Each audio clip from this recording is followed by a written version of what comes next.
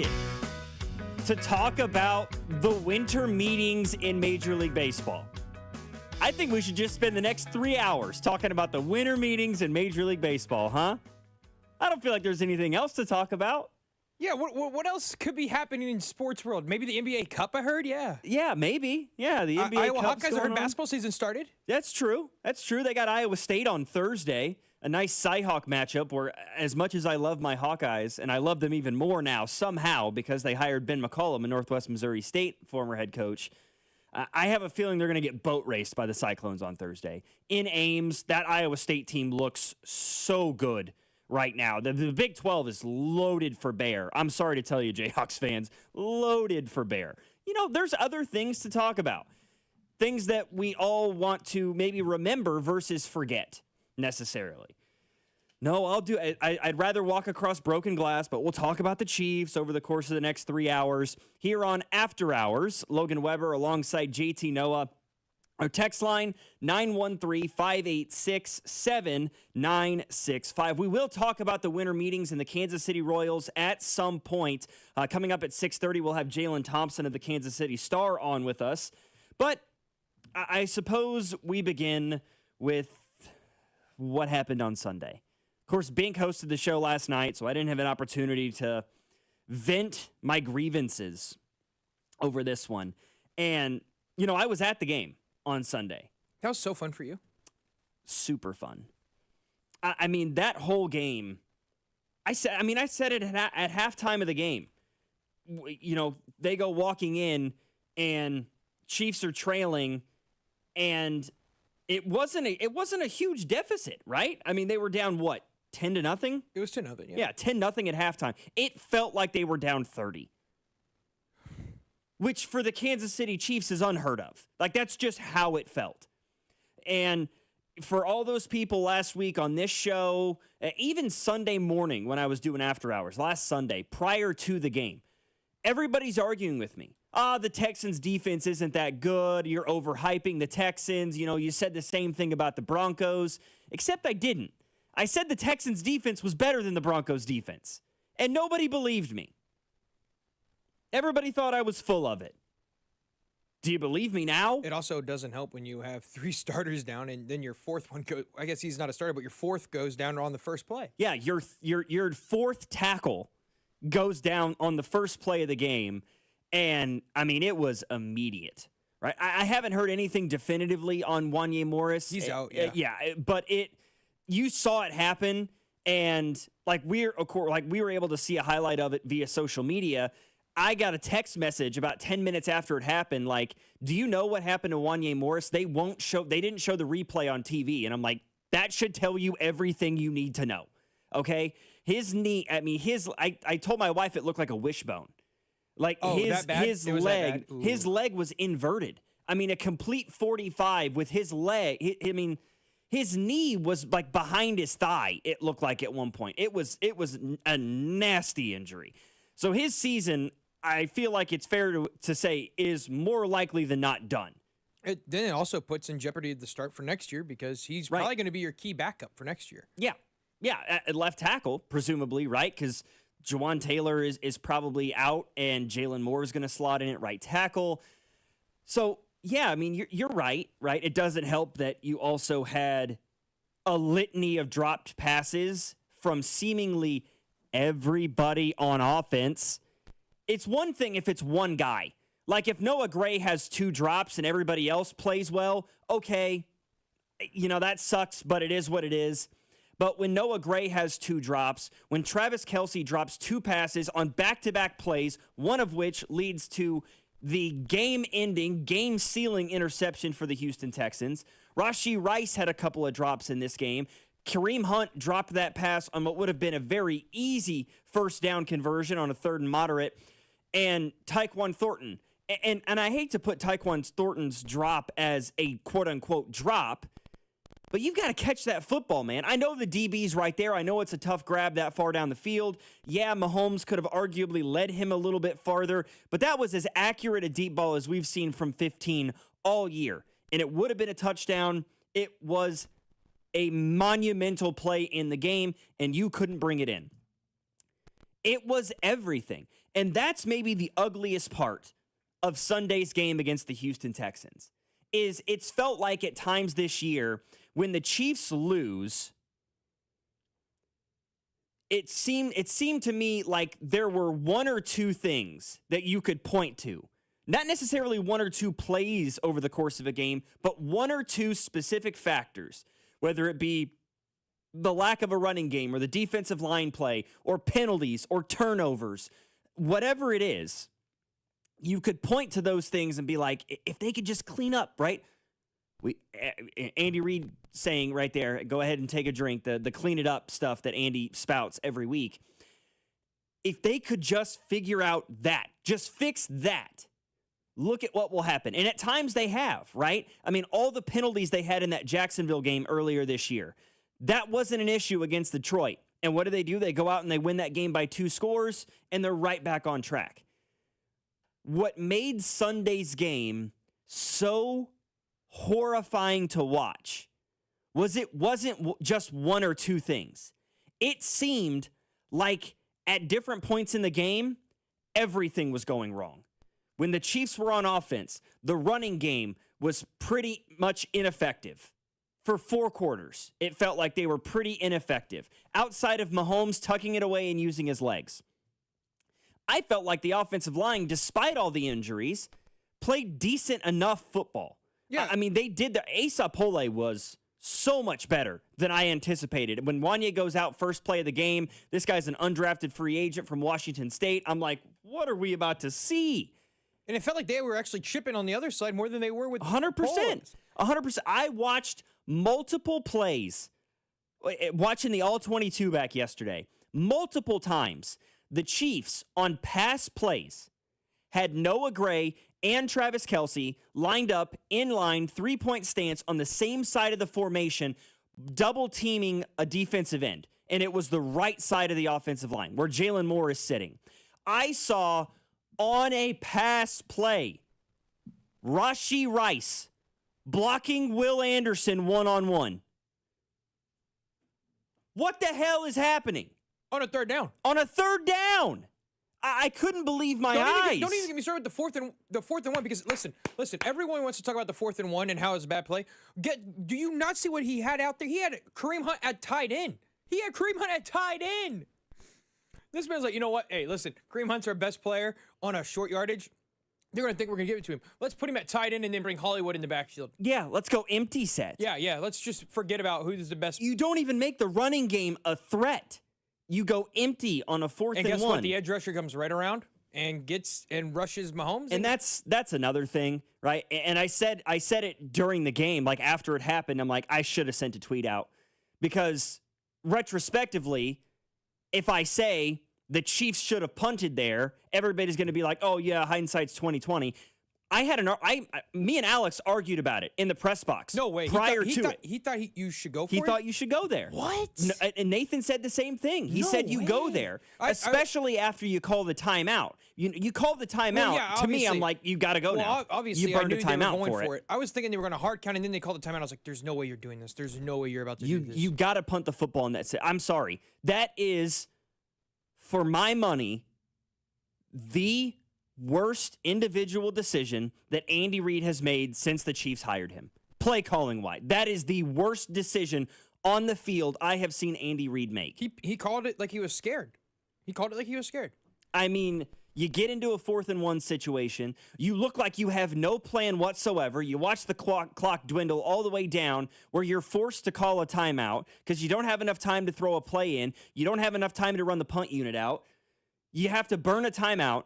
You have all that time to have a discussion about what you want to do, and then a 4th and 1 empty set with Kareem Hunt on the in line at tight end.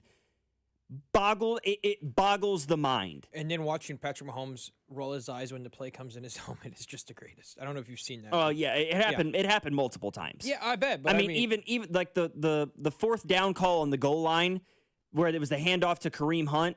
Pat didn't look thrilled about the call. That's not even a good call. Kareem Hunt just made something out of nothing. Yeah, he made a great individual effort, a great second effort. I thought he was stopped behind the line, and then he broke Hunter. I mean, he just ran through Hunter like a bulldozer. But I mean, we'll talk about it probably throughout the show. But the problem I have, and this actually even is going on with the Philadelphia Eagles right now. I talked to you about it beforehand, but not going under center enough. The Eagles aren't going under center enough with Jalen Hurts, and it's showing on their stats. We're not going under center enough, and it's showing throughout the whole season, and that's one of the big reasons why you're not going to be in the playoffs. Completely agree. Completely agree. But I'm going back to what I was, trying to get at before. It's felt like all year there were one or two parts of the game, penalties, turnovers, lack of execution, lack of pass rush from the defensive line, that you're like, man, if they can just figure that out, I feel like this team can get there, right? We've heard them talk, we're close. This team is close. This team is close. Sunday's game didn't feel close at all. It felt like the worst it's been. I mean, you turned the ball over 3 times in the football game. And I mean, we can talk about the Kelsey drop that leads to Mahomes' third pick all we want.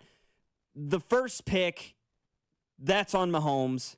The second pick is also on Mahomes there. He tries to throw across his body. He throws it too late, and he underthrows Hollywood Brown. It leads to a pick. Other than that, those two plays, Mahomes had a good day outside of that. But, of course, the box score is not going to show that because his teammates consistently let him down throughout the course of this one. The defensive line, ineffective in the first half. Chris Jones looked like vintage Chris Jones in the second half, which, to be honest with you, drives me insane. Because it feels like Chris Jones can absolutely dismantle an offense when he wants to. It's called effort. And that's the problem, is it doesn't always feel to me and many other people like he always wants to. When that second half started, that man made an impact on the first 3 plays of the game. He got the TFL, the pressure, knocked down, C.J. Stroud for the overthrow. And then on that third down, Dalton Schultz stayed in to chip block, and Chris Jones just kind of latched onto him and refused, to allow him to kind of escape the play to hit him underneath. He completely single-handedly destroyed that first drive of the game for Houston. And it infused a confidence into the rest of the defense, and they were outstanding. The running game was non-existent. Receivers were dropping passes. Mahomes made a couple of ill-advised throws because he felt like he had to in this game. The defensive line was ineffective in the first half and picked it up in the second half. The decision-making on huge situations. I mean, you had a 4th and 10 at midfield, running into the kicker. You decline the penalty rather than accept it and have a 4th and 5 situation in plus territory on your opponent's side of the 50, trailing in the game.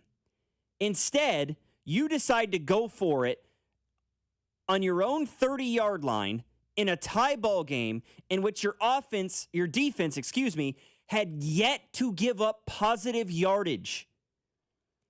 The Texans had the ball 4 times in the second half prior to that, and they had -2 yards of offense, 4 straight 3-and-outs, and you went for it instead of having faith in your defense, who'd been playing its ass off for a quarter and a quarter, I guess. Special teams. The return game was better than it's been in a while, outside of, Xavier Worthy back there returning punts where Dave Tobe absolutely told that man, just fair catch it. The last thing we need is you getting hurt. Just fair catch it. Butker misses a kick. And again, it's felt like all year there were 1 or 2 things that would go wrong that you felt like, okay, this team is close. If they can just correct those 1 or 2 things. It felt like there were a dozen things wrong on Sunday. Some of them for all 4 quarters, some of it for a quarter or 2, but I'm going to be honest. That's been the problem the whole year. They haven't put a complete game together. Nope. Even if you go back to their wins against the Ravens, against the Lions, they haven't put a complete game together.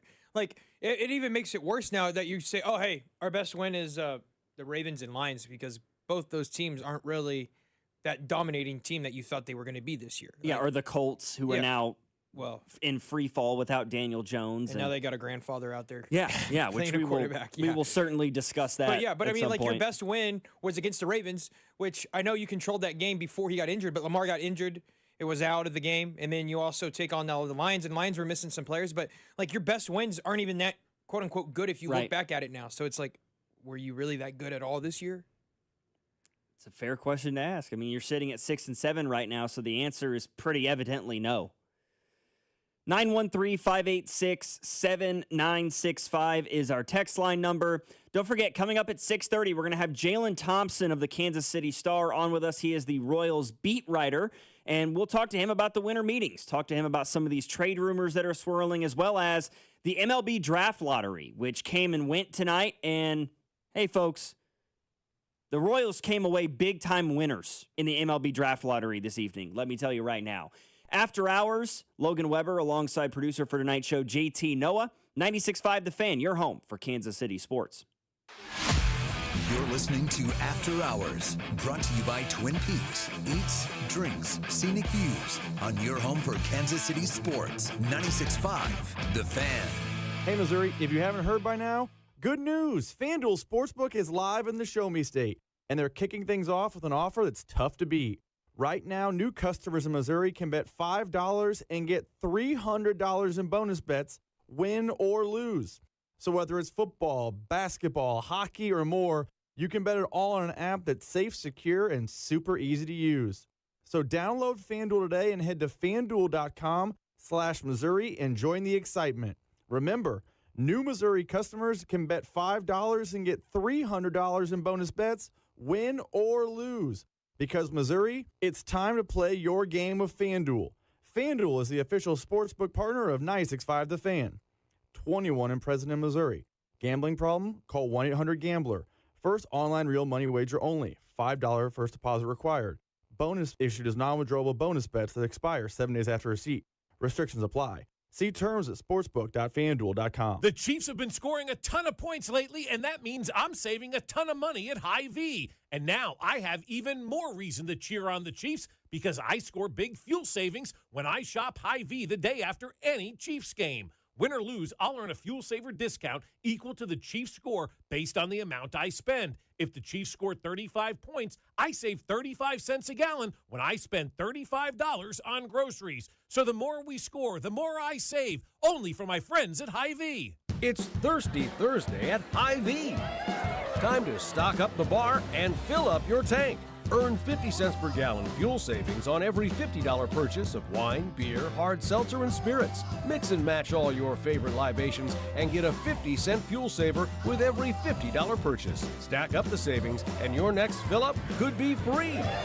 Don't miss Thirsty Thursday at your Kansas City, Missouri Hy-Vee. Product or promotion differs by location. Offers valid where legal, available while supplies last. With the first pick in the McDonald's breakfast draft, I'm going with a tasty sausage, egg, and cheese McGriddle sandwich. Bold move, sweet, savory, totally stacked. But wait, that delicious sausage McMuffin with egg sandwich is still on the board. Lucky for me, McD lets you mix and match two for just $5. And right now, any size iced coffee is only $1.89. Breakfast at McDonald's. That's the real winning deal. Ba-da-ba-ba-ba. Prices and participation may vary. Cannot be combined with any other offer or combo meal. Single item at regular price. Don't become another lab-grown diamond victim. There are many reasons you will never see a lab-grown diamond for sale at House of Diamonds. You can learn a few of them online at mybigrock.com. Maybe a wholesale price or two as well. That's mybigrock.com. This is the story of the one. As the purchasing manager at a manufacturing plant, she knows the only thing more important than having the right safety gear is having it there when you need it. That's why she partners with Grainger for auto reordering, so her team members can count on her to have cut-resistant gloves on hand, and each shift can run safely and efficiently. Call 1-800-GRAINGER, click Grainger.com, or just stop by. Grainger, for the ones who get it done. Nugget Bells, Nuggets all the way. Hi, I'm Kylie. I'm John. And I'm Garrison. And a little thing we love about the 30-count Chick-fil-A nuggets is sharing them when we cut down the Christmas tree. We will pack the car with gifts, and of course, we go and pick up our family's favorite nuggets. Every nugget is tasty times quadrillion. And we get all the sides. Yeah, the ooey gooey mac and cheese is a big hit. Share the nuggets, share the joy. Order the 30-count Chick-fil-A nuggets on the Chick-fil-A app. Real guests paid for their testimonials. Tonight, expect a low of 36 with partly cloudy skies. Weather brought to you by Staples. Have an easy holiday at Staples. Save on top tech and gaming gifts, shipping supplies and services to get your packages there safely, even custom cards and wrapping paper. Staples. That was easy. Did you know we have an Instagram channel? MVP Monday, Chiefs Take Tuesday, Best Bets, Fantasy Football Advice, and real-time updates during Chiefs games. Get behind-the-scenes content from all the guys on a daily basis. It's exactly why Instagram was created, to look at a bunch of 30-year-old dudes giving sports opinions. Kansas City's FM sports station, and your home for Kansas City sports. 96.5, The Fan.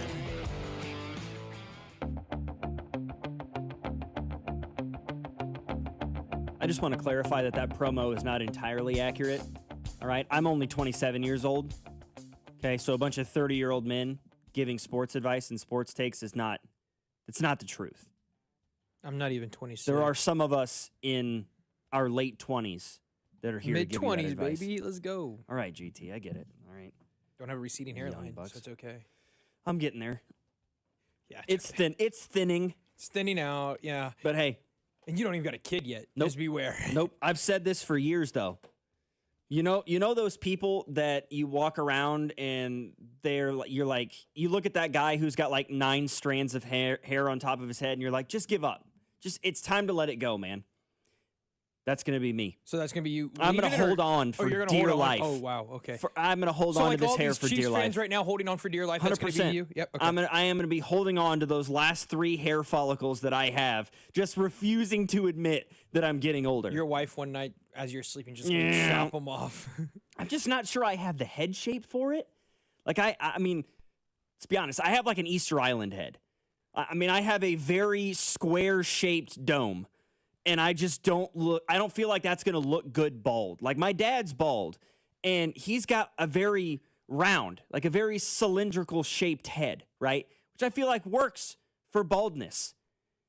Me, I just don't feel like it works. You know, my head is the shape of that character in Night at the Museum that talks about dum dum give me gum. That's my head shape. Oh, okay, gotcha. That's me. Yeah, you're like that too. Is it called a tombstone? I don't know what it's called, but yeah. I'm telling you, it's straight up Easter Island head. That's me. I refuse to give it. I refuse to give in to me losing my hair, and I will do everything in my power to hold on.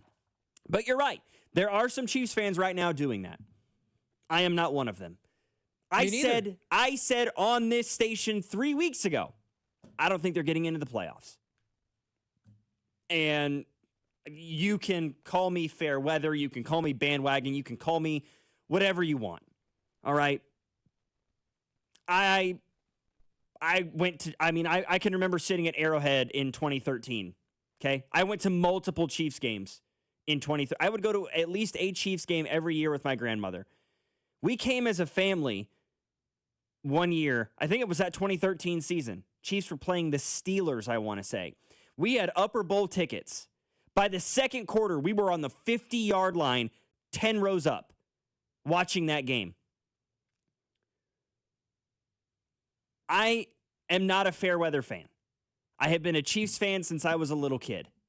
Okay? But I'm honest.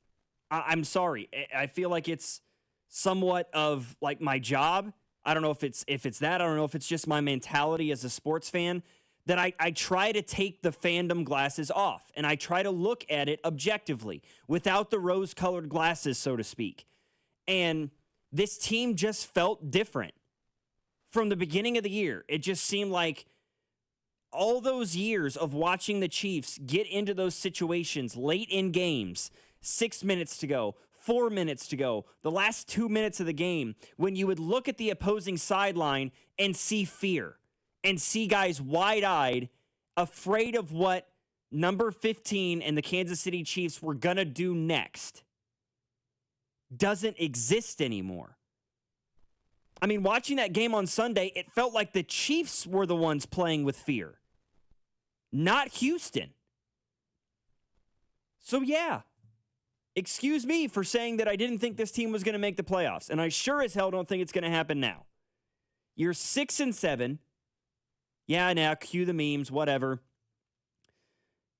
With 4 games left to play, and you look at the standings, right now you're the 10 seed. Despite the fact that the Chiefs have a head-to-head win over the Baltimore Ravens, the Ravens are actually ahead of the Chiefs in the standings right now because of their record in the AFC. The Ravens are 4-5 against AFC opponents. The Chiefs are 3-5. So they're behind Baltimore. Then you've got Indy, who's the 8th seed. They're 8-5. They're in free fall right now, and will probably continue to with now Daniel Jones out for the rest of the year with the Achilles injury. Houston is the 7 seed. That ain't going to happen. You would need Houston to lose out. Because even if they go 1-3 and the Chiefs win out, Houston's still, or I should say Houston's got to go 0-4 or 1-3, I guess, from here on out. If they go 2-2 and the Chiefs win out and you have the same record at 10-7, Houston has the head-to-head over you, and they have a better record against the AFC. And I'm sorry to say, I don't think Houston is going to go 2-2 or worse. They have the Cardinals, Raiders on the road against the Chargers, at home against the Colts. That's their remaining schedule. Houston's probably going to go 3-1 over their last 4. Buffalo at 9-4, they'd have to lose out. Looking at how things stand schedule-wise for Buffalo, Patriots, Browns, Eagles, Jets. Buffalo's not going to lose out. Womp, womp, womp. They're not losing to the Browns. They're not losing to the Jets. Hey, the Browns are Browns. You never know what they could do. Uh-huh. Yeah, I'm just, yeah. Sorry, man. No. The Bills have suffered some terrible losses this year. That is But I also no doubt. will say they ain't winning. Do you believe they win the East? Because I don't. No. Do you think they lose this week to the Patriots?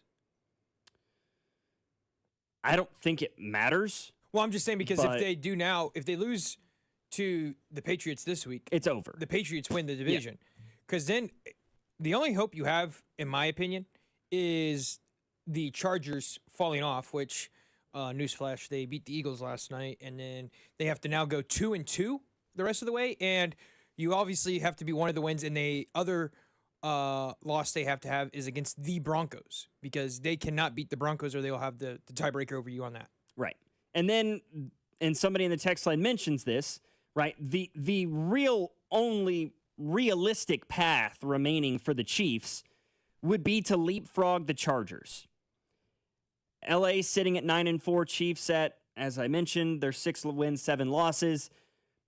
So the Chargers have to go 1-3 over their last 4, and that includes losing this weekend against Kansas City. Chargers' remaining schedule is a gauntlet, right? They have to come to Kansas City on Sunday. They go on the road to Dallas to play the Cowboys. Then you've got Houston coming to town, and then on the road against the Broncos. LA could presumably lose out. If that happens, you have a chance, but you have to win out. Do you trust them to win out? No. No. I'm sorry, no. You've got the Chargers this week. That Chargers team, I mean, it wasn't a pretty game. Their quarterback had one hand. What do you expect? He completed 12 passes.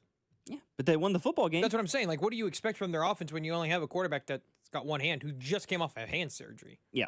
And toughness by that guy, Herbert.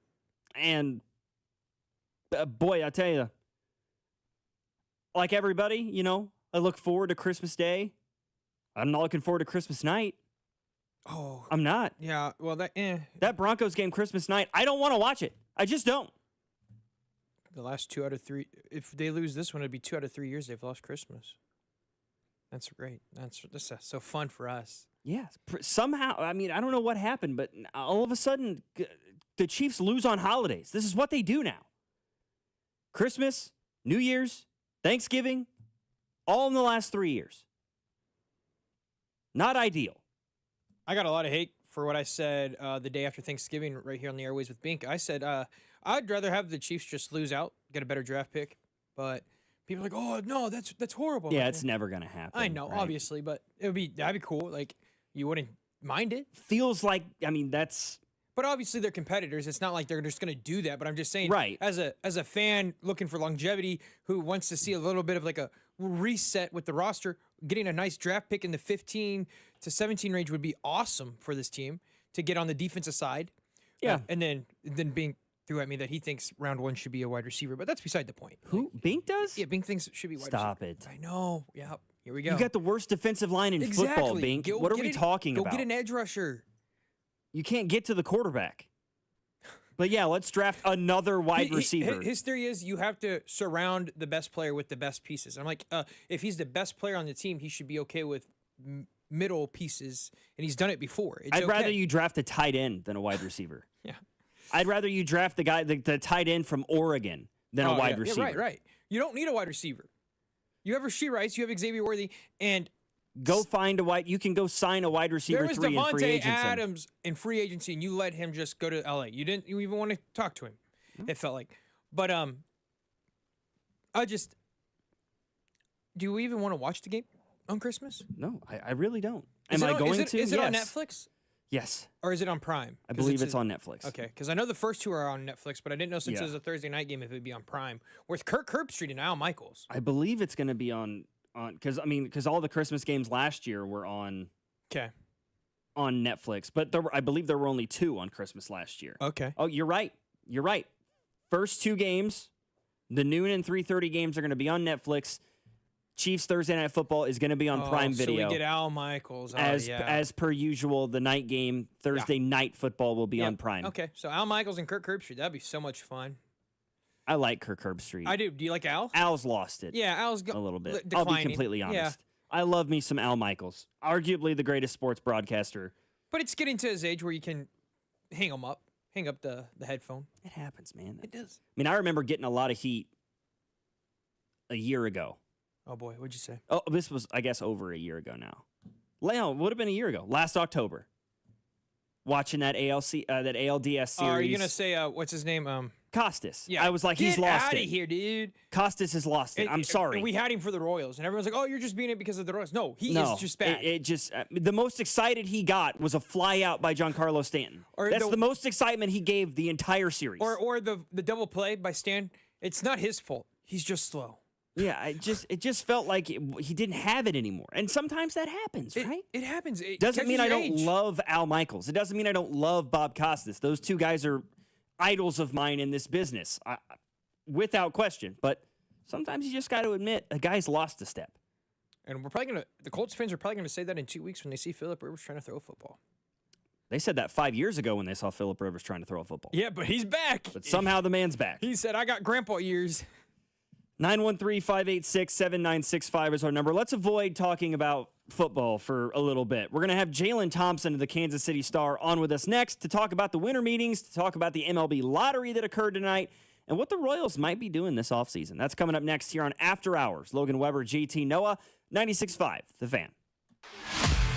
You're listening to After Hours, brought to you by Twin Peaks. Eats, drinks, scenic views on your home for Kansas City sports. 96.5, The Fan.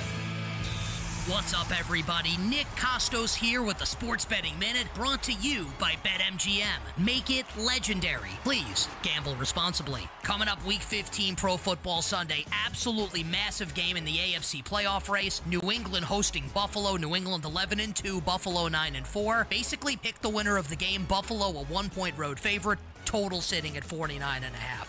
I have to think Buffalo will be a popular bet this week. Buffalo's quarterback obviously has a ton of experience, playing at an MVP level, but I think New England's the better team. And New England at a pick'em price at home with New England's quarterback also playing at an MVP level, give me New England to win on Sunday against Buffalo. That's it for this Sports Betting Minute, brought to you by BetMGM. Download the BetMGM app today, and please gamble responsibly. BetMGM and GameSense remind you to play responsibly. See BetMGM.com for terms. 21 plus only. Kansas Texas only. Please gamble responsibly. Gambling problem? Call 1-800-GAMBLER in partnership with Kansas Crossing Casino and Hotel. I'm Mitch Holtis, voice of the Chiefs. Everyone develops cataracts naturally as they get older. When your vision is affected by cataracts, you should see my doctor, Dr. Steven Silverstein at Silverstein Eye Centers. Dr. Silverstein is a world-renowned cataract surgeon who performs life-changing laser-assisted cataract surgery with premium lens implants to correct your vision up close and far away. Trust my eye doctor, Dr. Steven Silverstein, Silverstein Eye Centers, 816-358-3600 to schedule an appointment. The holidays are here, and that means Smokehouse Barbecue. Why fuss this holiday season when Smokehouse Barbecue can cater all of your holiday events? That's what we do. Holiday parties, cater in burnt ends. Holiday parties, bring those hickory pit beans. Smokehouse Barbecue will take care of everything. You can visit them at one of their 3 locations in Independence, Gladstone, and Zona Rosa, or place all of your orders at smokehousebbq.com. That's smokehousebbq.com. For over 35 years, locally owned and family operated, it's Smokehouse Barbecue. My name is Whitney Allen. I am a widow. My husband, Ryan, died. We never thought in a million years we'd have to use life insurance. The unexpected happened. With Ethos, it is so fast and easy. It's 100% online. You can get a quote in seconds, apply in minutes, and get same-day coverage. No medical exams, and you can get up to $3 million worth of coverage through Ethos. Get your free quote at ethos.com/radio. That's ethos.com/radio. Time spent on application may vary. Online health questions required. Welcome back to Winter Hack Radio, the place for clever hacks to survive the season. Icy driveway? Well, try spreading sand or birdseed to help with traction.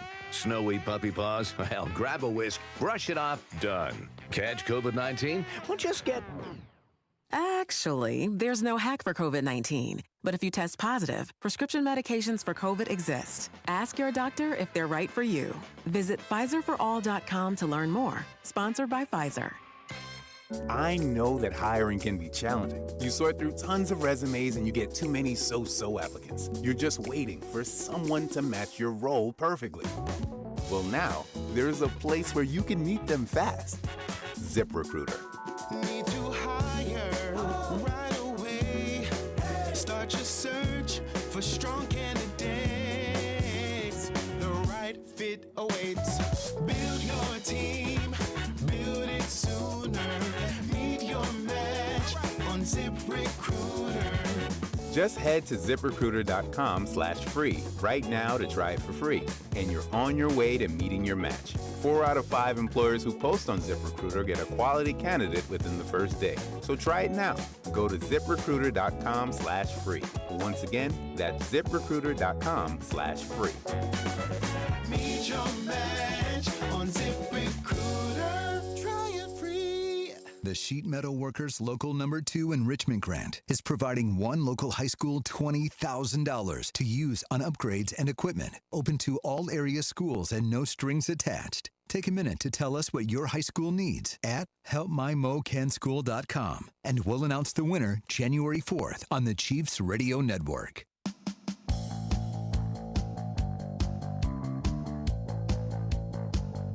I need a break. JT needs a break. You need a break. We're not going to talk about the Chiefs for a little bit, okay? We're going to talk about something maybe a little bit more enjoyable right now for everyone involved. Let's talk Royals baseball.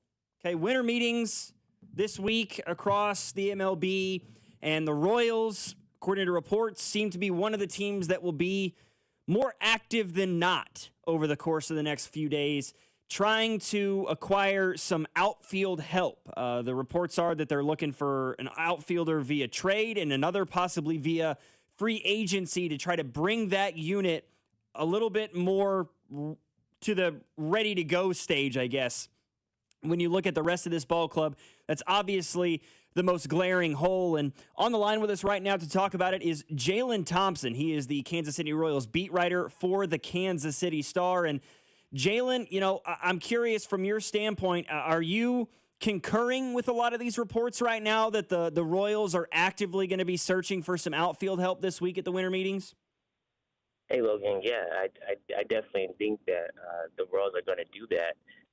When you look at what they're looking to do with their whole lineup, you're talking about getting an impact bat that can play left field. You're talking about potentially getting someone that can be a right-handed platoon for Jack Caglione, and I think that both of those things can happen. The free agency is a big part of the Royals are doing. Looking at right now, there's a couple of guys. You look maybe at Austin Hayes that can give you some right-handed power.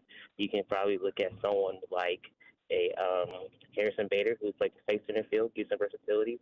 Had a really good year with the Minnesota Twins and Philadelphia Phillies. But when you look at what the options are, it's kind of slow moving with the outfield market. But the Royals are out there making calls. Just nothing has produced yet. And, it's been interesting to watch since the season ended how the rumor mill has churned out a bunch of different potential talking points and potential trades for the Royals. A month ago, it was Chris Bubich. That was the hot name for the Royals that they were going to try to trade away. And then over the last couple of weeks, it seemingly shifted to Cole Reagans. But, we're hearing now that the Royals don't appear likely to deal Cole Reagans. So from what you're hearing, from what you've seen, if there was a pitcher on this Royals staff, because that appears to be the position that will likely get shipped, that Kansas City is going to try to flip for outfield help, do you imagine that it's going to end up being Reagans or Bubich or somebody else? It won't be Cole Reagans. The Royals are pretty set on keeping him. It would take a massive haul to just get rid of him. So I don't think they would make that move. Chris Bubich is probably the more likely one, but with him, it's a matter of is he healthy? Will he be able to stay and pitch at the beginning of spring training? And right now, the Royals are just trying to navigate that. So most likely, it's probably going to be Bubich more than anything. So as this week progresses, we've already seen a couple of big-time free agent moves. Schwarber back to the Phillies, Edwin Diaz signing to the Dodgers because they seemingly have a printing press in the locker room. What would you lean towards percentage-wise? The Royals walking out of the winter meetings this week with a deal done free agent-wise or a trade in the books and some outfield help already headed for Kansas City? I would probably put it at maybe 35%. Just looking at the market right now, it just isn't moving as far as wanting to get someone to be in the outfield. You just saw Kyle Schwarber make a deal to come back with the Phillies, but before that, I mean, you still have guys like Cody Bellinger out there, Kyle Tucker. They still have to sign. Guys want to maximize their best deal. So right now, I don't see an avenue where maybe the Royals make a deal right at the winter meetings, but probably somewhat down the line, maybe later next week or right maybe before Christmas, they might make a deal. You threw out some names there earlier, names like Harrison Bader and some others of potential outfield help the Royals could look to acquire. As you look across the league, whether it be a free agent, corner outfielder, or a guy that they could acquire via a trade, who is that one guy that when you look through potential acquisitions for Kansas City excites you the most in terms of his fit and his productivity in this Royals lineup? I'll give you two names. If I'm looking at free agency, I would say a guy like Austin Hayes. I think he'll be perfect for what the Royals want to do. Right-handed bat, has really good OPS, can really hit against lefties. I think he's someone that could make a good point for them. And then if you can go through a trade, obviously Jarren Duran would be probably my go-to guy. But Duran and the Red Sox, they got two starters, so they might be looking elsewhere right now. But I think that would be a guy I would try to get if I was the Royals. On the other side of things, we look towards the future, but there was a big future decision made today, I guess you could say, that the MLB Draft lottery was tonight, and the Royals getting a huge win with the 6th overall pick. They were projected to be the 13th overall pick, making a huge leap. What do you think that could mean for the Royals getting up to number 6 after having a year where you finished above 500? What could they look to acquire via the MLB Draft with that high a pick? They're probably going to get someone that can really fit what they want to do stylistically with their organization, which is speed and defense and pitching. So I wouldn't be surprised they get a pitcher, someone that can maybe add to what they already have down the line. We know they have a lot of young guys like Henry Churios and Drew Beam and all those guys that are coming up in the system. So it's a matter of can they add to that mix, and the pitcher will be good for that. if they wanted someone like a shortstop or an outfielder, that could be good too at that 6th spot. And then, we keep talking about who the Royals could add to this team. I'm curious from what you've heard, and you had a really good article in the Star today about, the winter meetings in day 2. What are you hearing about some of the guys that the Royals had last year, a la a Mike Yastrzemski or an Adam Frazier, and the possibility of those guys being retained for next year? The Royals want to bring them back. They are interested in those guys, especially Mike Yastrzemski and what he can bring leadership-wise. He's another person they really like what he did. 9 home runs, 18 RBIs since he came over with the Royals in those 50 games. Adam Frazier also brings that veteran leadership that they really value and adore in the clubhouse. So I think both of those guys are high on the list that they probably want to bring back if they're interested in coming. Jalen, looking at Major League Baseball kind of as a whole, I guess, right now, the Royals are constantly in the news right now because of the stadium situation that's going on, and now the reports of a lot of pushback from Johnson County and the Overland Park area and things of that nature about a stadium location. What can you tell us about what's happening there and how that might ultimately impact where the Royals decide to put their new home? Yeah, I think the Royals are still continuing to figure out which area they would like to have their new stadium. I mean, if you ask someone, where would you like to see the Royals put the stadium, you'll probably get 3 different answers, 4 different answers. It's on them to be able to announce that location whenever they're ready to do it. I know there's been pushback in different locales and in different areas, but really in reality, it's going to come down to where do the Royals want to be?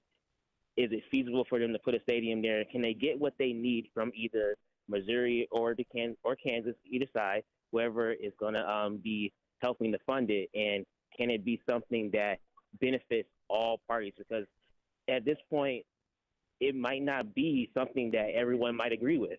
But if the Royals can find a place where it helps benefit the team, it helps benefit where they're going, I think that's what they have to decide. That's where they want to put the stadium at. So we'll see what happens, but I'm sure that they're working diligently to try to find out what's the best place for this new stadium to go. Well, Jalen, you and I haven't had a chance to chat since, the season ended in late September. I'm curious, as somebody who covers a team like the Kansas City Royals, obviously the months of March to October are a mad dash for you. You're traveling with the team, you're doing all this big coverage. What does the offseason look like for a beat writer for the Kansas City Royals during the offseason? Oh, it's a lot of working and relaxing, and for me, sleeping. You don't really get that much sleep during the season. It's a day in, day out grind.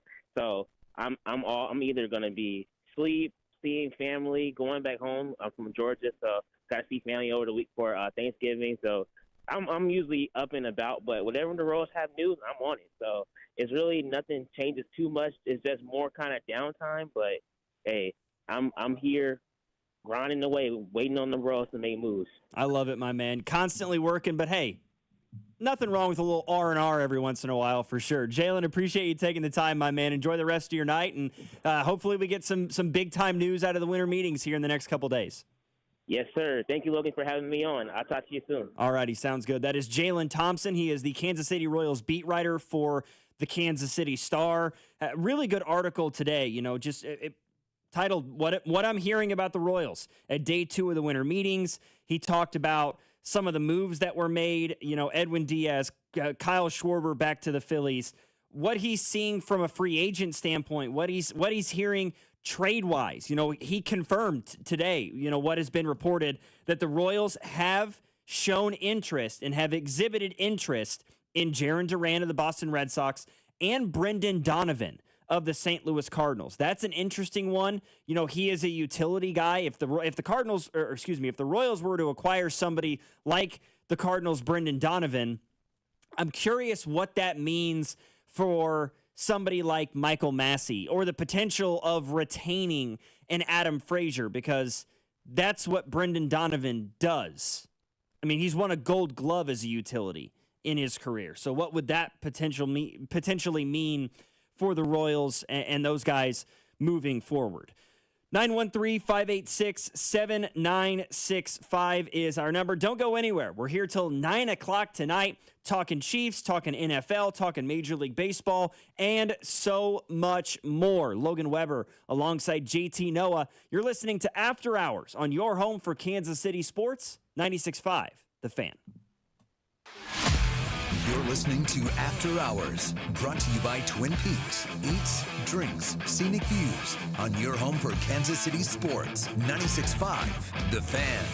The world's largest sports book at your fingertips has arrived in Missouri. Circus Sports is sports betting the way it should be. With high app limits, player-friendly pricing, and exceptional customer service, Circus Sports is better for the better. From football to basketball, college sports to pro, start betting like the pros in Missouri. Built for sports bettors by sports bettors. Download your new bookie today at circusports.com. Must be 21 or older. For problem gambling, call the Problem Gamblers Helpline at 1-800-522-4700. This is Dana Hughes. In Kansas City football, we honor tradition, but we always look forward to what's next. That's why I'm all in for Flight by Yingling. It's brewed by the oldest brewery in America, but built for today. 2.6 carbs, 95 calories, crisp, clean, and full of flavor, just the way a light beer should be. It's got the legacy and the stats to back it up. Flight by Yingling, the next generation of light beer and the official beer of Dana Hughes. D.G. Yingling and Son, Pottsville, Pennsylvania. You know, there's millions of people without the health insurance they need. I get it. You feel like it's too pricey, a headache to deal with. You deserve something better. And better health. We're on a mission to get everyone high-quality, affordable health insurance. You have health insurance needs. We have plans with low out-of-pocket premiums, with in-network preventive care at no cost to you, and a network of local doctors and hospitals. So if you're still shopping for health insurance, go to ambetterhealth.com/enroll to get your free, no-obligation quote. That's ambetterhealth.com/enroll. For coverage to start January 1st, you must enroll by December 15th. Find the plan that's right for you right now. ambetterhealth.com/enroll. Ambetter Health, on a mission for better. Ambetter Health is the brand name for health insurance products underwritten by subsidiaries of Centene Corporation. Go to ambetterhealth.com to see offerings in your state. This is a solicitation for insurance. Men, if the long lines to the bathroom have been holding you back from attending sporting events and you're waking up in the middle of the night dealing with frequent urination, it could be an enlarged prostate. Jeff Montgomery here to talk about the minimally invasive procedure I had that made a big difference. I went to Dr. Brown at Miva Medical, the leader in minimally invasive treatments in Kansas City. The procedure was quick and easy, and I'm very happy with the result. Don't put up with being uncomfortable. Contact Miva Medical. That's MIVA-medical.com. You don't need to be a financial MVP right out of the gate. At Main Street Credit Union, we're here to coach you through it. No matter where you're at, lining up for your first play or deep in the game, we'll help you move the ball forward. From building credit to launching a business. Because here, it's not just about money, it's about progress and having a team that's got your back. Learn more at mainstreetcu.org. Guys, thanks for helping me carry my Christmas tree. Zoe, this thing weighs a ton. Drewski, lift with your legs, man. Santa! Did you get my letter? He's talking to you, Bridges. I'm not that. Of course he did, right, Santa? You know, my elf Drewski here, he handles the nice list. An elf? I'm 6'3". What everyone wants is iPhone 17. And at T-Mobile, you can get it on them. That center stage front camera is amazing for group selfies. Right, Mrs. Claus? I'm Mrs. Claus's much younger sister. And at T-Mobile, there's no trade-in needed when you switch, so you can keep your old phone. Or give it as a gift. And the best part? You can make the switch to T-Mobile from your phone in just 15 minutes. Nice. My side of the tree is slipping. Timber! The holidays are better at T-Mobile. Switch in just 15 minutes and get iPhone 17 on us with no trade-in needed. With 24 monthly bill credits for well-qualified customers plus tax and $35 device connection charge. Credits end and balance due if you pay off early or cancel. Finance agreement, 256 gigs, $830. Eligible port in a new line. $100 plus a month plan with auto pay plus taxes and fees required. Check out in 15 minutes or less per line. Visit T-Mobile.com. You're listening to 96.5 The Fan from the DM Injury Law Studios. Mike's got this.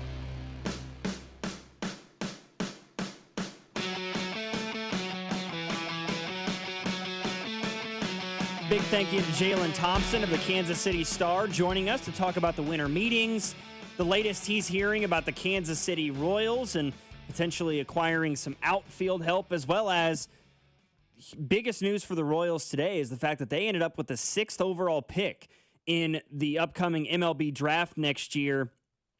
They came in with a 0.84% chance to get the number 1 overall pick. The projection was that they were going to slot it about 13th in the MLB draft and made a huge jump. And you might be thinking, the 6th overall pick, how big a deal could that be? Well, Jack Caglione was the 6th overall pick. And I know jury's still out. It's a lot yet to be determined on that, but you can get big-time talent with the 6th overall pick. The Chicago White Sox ultimately walked away with the top pick in the draft, as well as some movers and shakers. The St. Louis Cardinals walked away one of the bigger losers of the MLB draft lottery. I believe they were projected to finish with the 7th pick? Yeah, it kind of feels like we flipped 6th or with 7th, them. yeah, and they ended up with the 13th overall pick. So they obviously not super thrilled with how things panned out for them. The Tampa Bay Rays got the 2nd overall pick. Twins 3rd. You saw the Giants get the 4th overall pick. Buster Posey with a big option in front of him. The Pirates with the 5th overall pick. Royals, Orioles, then the Athletics, Braves, and Rockies. Who didn't really get a choice in where they got to pick. Nope. No, they did not. Right now, they did a top 5 mock draft. I couldn't even tell you who's projected number 1. Roche Chowalski, a shortstop from UCLA. I would have never guessed UCLA. That sounded more like a Vanderbilt or a Wake Forest player. Yeah, he hit 23 home runs this last year as a sophomore. They compare him to guys like Dansby Swanson, Troy Tulowitzki. Another one, 2nd overall pick, Grady Emerson, a shortstop from Fort Worth Christian in Texas. Honestly, that sounds like a high school. Yeah, he's a high school kid. He's currently committed to the University of Texas. When's the last holiday going to be ready to go into the draft? Because I know he's got a 3rd one, right? Great question. Yeah, got to be soon, I would imagine. 3rd projected overall pick to the Twins, Justin LeBron, shortstop from Alabama. Shortstop heavy draft, apparently. Well, the Royals don't need a shortstop. No. Drew Burris, 4th overall to the Giants, center fielder from Georgia Tech. A.J. Gracia, outfielder from Virginia, projected to go 5th overall to the Pittsburgh Pirates. Obviously, we don't really got to talk about it much, but what would you ideally like them to take position-wise? Outfielders. Even in the draft, you would take outfielders? Yeah. Okay. Absolutely. Catching prospects, you don't have to worry about that. No. Even if you trade one, you still don't have to worry about it. First base prospects, okay, potentially. I was thinking second base, maybe you go middle. Maybe, a utility player, I guess, you would really like. But taking a second baseman 6th overall seems kind of nuts. It's the least valued position on the field. And 6th overall feels very, very high for a second baseman. You're probably at that position taking a shortstop and converting them to second base, but you could even take a third baseman and convert him. Potentially, right. But you don't necessarily need a shortstop or a third baseman, certainly, right now. I'd argue you don't really need a first baseman because you've got Vinny for a couple more years at least, unless you give him a long-term deal, which I believe the Royals should. And even if Vinny goes, then you're probably able to move Jack Caglione to first base, which means you have an even bigger need for outfield help. You have a few outfield prospects, but none of them have necessarily worked. Drew Waters has been up and down. Gavin Cross has yet to pan out, and he's 25 years old. You've got Kyle Isbell in your outfield right now. Solidified. Caglione, right fielder / first baseman / DH. So not super solidified as an outfielder. That's why you want to get him in trade or at a free agent. That's why you're looking for one. Yeah, feels to me like outfield is probably where you need to go. You don't need pitching help right now. I didn't know. I'm not a big baseball expert when it comes to the draft, so I was maybe thinking they go reliever. I didn't know if reliever was a thing that you take in the top 10 or whatnot. Yeah, there's the USA Today projects Jacob Lombard from Gulliver Prep in Florida. He's a shortstop. Going to the Royals? Yes. Yeah. Well, they love their high schoolers. He's big kid, 6'3". He's got an older brother, George Lombard Jr., who is projected to be making. He's one of the top prospects in the Royals and the Yankee system, I believe. And sounds like he's got even more. Yeah, he's the top prospect in the Yankee system right now. 20 years old, just finished up in Double-A this past year. He only hit .215, but a .337 on base percentage. He is a plus glove. So they're saying that he could be the Yankees starting second baseman or shortstop by 2027. So maybe that's what they're thinking, like along the lines of what you were saying. Draft a guy that can play second base for you, but I still feel like the Royals need outfielders. Even in prospect form, I think they need outfielders. Even in prospect form, where it could be 6 years down the line, you would think. If it's a high school kid potentially, yeah. Well, but at that, I don't know. It took Bobby 2 years. It took Jack Caglione half a year. Well, he was also a college student. That's true. But Bobby was a high schooler. It took him 2 years. He was 20 years old making his debut. So I guess. And I feel at that level, I guess you never know. There was less pressure on Bobby when he came up, though. Like there was a huge difference when people keep comparing Jack and Bobby Witt. Bobby Witt, there was no pressure because the Royals were crappy. Jack gets caught up. You're in a pressure situation because guess what? You're supposed to be in the playoffs, and you're trying to win. Yeah, we're trying to win, and we're not winning. That's why you're caught up. Not only are you trying to win, because I feel like most teams in Major League Baseball, traditionally are trying to win. You're in a position to win, which puts additional pressure on you. But teams that are trying to win are the White Sox and the Rockies. Yeah. But I would also argue that, the Royals are kind of in a position right now where they can kind of just go with best player available in that situation. And if Lombard is the best player available, please, no more catchers. No more unless you're willing to deal away a Blake Mitchell this offseason. Which I think they will. I think they'll trade a prospect, I would think. If you're going to try to get an outfielder, you're going to have to give up one of your prospect catchers, I think. Depends on what pitcher you try to deal, right? Right, I guess, yeah. I feel like for the Royals, like if it's Jarren Duran, I think Chris Bubich for Jarren Duran straight up is of solid value. If you're trying to deal Noah Cameron, you may have to throw in Blake Mitchell. I don't know. So you think Noah Cameron has less value than Chris Bubich? I don't know. I'm not as sold on Noah Cameron as other people are. Oh, okay. I know he had an incredible year, right? Rookie of the Year candidate in the American League and all the things, right? 2.99 ERA. He's 26 years old. It took him till he was 25 to even make a major league debut. Do we really believe that he can be that guy every year? I don't know. I'm not saying he could be, but I think the reason I was surprised by you saying you think Chris Bubich has more, I guess, trade value than Noah Cameron is just because of health. That's true. That is 100% true. That is fair to point out. But Chris Bubich has been he's a veteran at this point, right? This is a guy who's started 80 games. And he can play in the bullpen if you need him to. He's pitched in 100, and he's shown that he can be a very effective reliever or starter, depending on how you want to use him. He was, prior to the injury, he was a Cy Young candidate.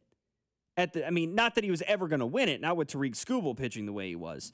But, at the time of his injury, he's 8-7 with a 2.55 ERA, a whip that was below a 1.2. He was having a really, really good year. So, I don't know. I don't really know how it's going to plan out. I do think they're going to trade. I just don't know what they're going to trade and who they're going to get, but I do believe they're going to trade for an outfielder. Yes, 100%. You have to. You don't trade for an outfielder, fans are going to be incredibly restless right now.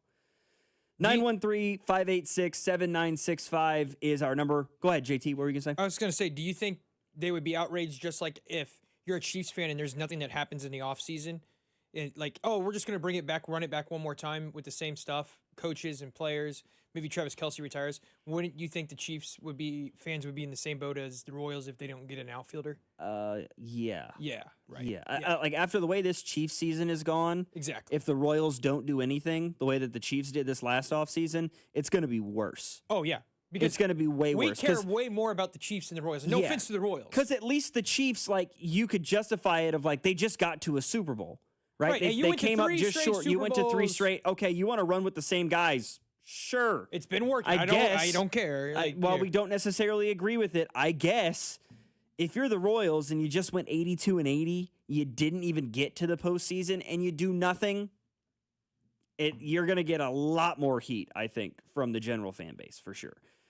After hours here on 96.5 The Fan, Logan Weber, JT Noah. We are well overdue for a break here. Let's go ahead and take one. We'll come back, and we'll talk about sort of the NFL as a whole through week 14 of the regular season, because things are coming down to the proverbial wire. And for teams that, in my opinion, aren't named the Kansas City Chiefs, playoff hopes still alive. That's coming next here on After Hours, 96.5 The Fan. You're listening to After Hours, brought to you by Twin Peaks. Eats, drinks, scenic views on your home for Kansas City sports. 96.5 The Fan. Hey, Missouri, if you haven't heard by now, good news. FanDuel Sportsbook is live in the Show Me State, and they're kicking things off with an offer that's tough to beat. Right now, new customers in Missouri can bet $5 and get $300 in bonus bets, win or lose. So whether it's football, basketball, hockey, or more, you can bet it all on an app that's safe, secure, and super easy to use. So download FanDuel today and head to FanDuel.com/Missouri and join the excitement. Remember, new Missouri customers can bet $5 and get $300 in bonus bets, win or lose. Because Missouri, it's time to play your game of FanDuel. FanDuel is the official sportsbook partner of 96.5 The Fan. 21 and present in Missouri. Gambling problem? Call 1-800-GAMBLER. First online real money wager only. $5 first deposit required. Bonus issued as non-withdrawable bonus bets that expire 7 days after receipt. Restrictions apply. See terms at sportsbook.fanduel.com. Follow us on Instagram for behind-the-scenes content at The Fan 965, KFMC FM and AM, HD1 and HD2 Kansas City, in Odyssey Sports Station. Hey, football fans, tune in this week to kick off with Boomer and Valenti, where the guys break down the biggest headlines and storylines from across the NFL. Kickoff with Boomer and Valenti is brought to you by the Home Depot. When the job calls for the best, call on Makita, available at the Home Depot. How pros get more done. At Kansas City Proton Institute, we're delivering the future of cancer care with state-of-the-art proton therapy right here in KC. If you have breast, head and neck, or brain cancer, proton therapy may be a better treatment than conventional radiation. Don't wait. Get your second opinion at Kansas City Proton Institute. Come see Kansas City's largest, most experienced, and most advanced proton therapy team. Learn more at kcpi.com. Kansas City Proton Institute, where you see the best in KC. I am the greatest fan in KU history. I'm the greatest fan in K-State history. I only wear crimson and blue. I drive a purple car. This will never be settled. That's why Kansas Lottery has the Rivalry Riches Scratch Ticket. You can win up to $50,000 instantly and great game day experiences through the Kansas Lottery Play-On app. I have a Jayhawk tattooed on the arm of a Jayhawk that's tattooed on my arm. All my children are named Willie. See kslottery.com for details. Life's better with American Family Insurance because we know you love working weekends. If it means working on your dream home, both inside and out. And we're here to help protect those dreams so you can enjoy peace of mind. Save up to 40% when you bundle home and auto. American Family Insurance.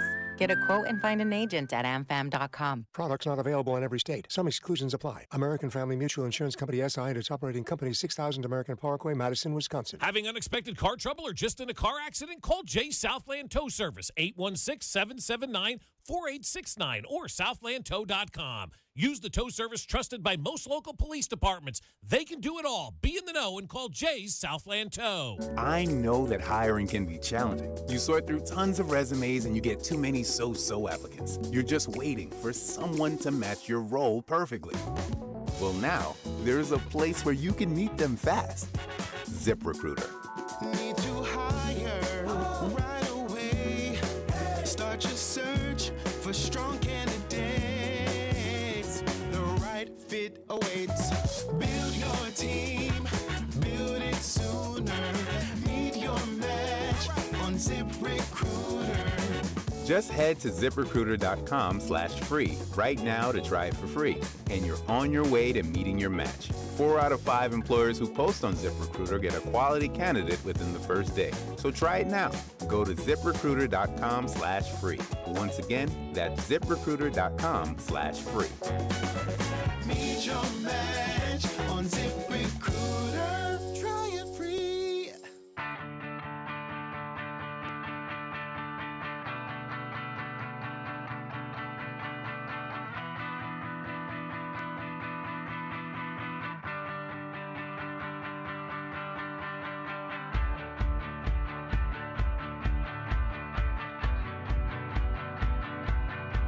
Yeah, I mean, just looking briefly at the top 30 prospects in the Royals system.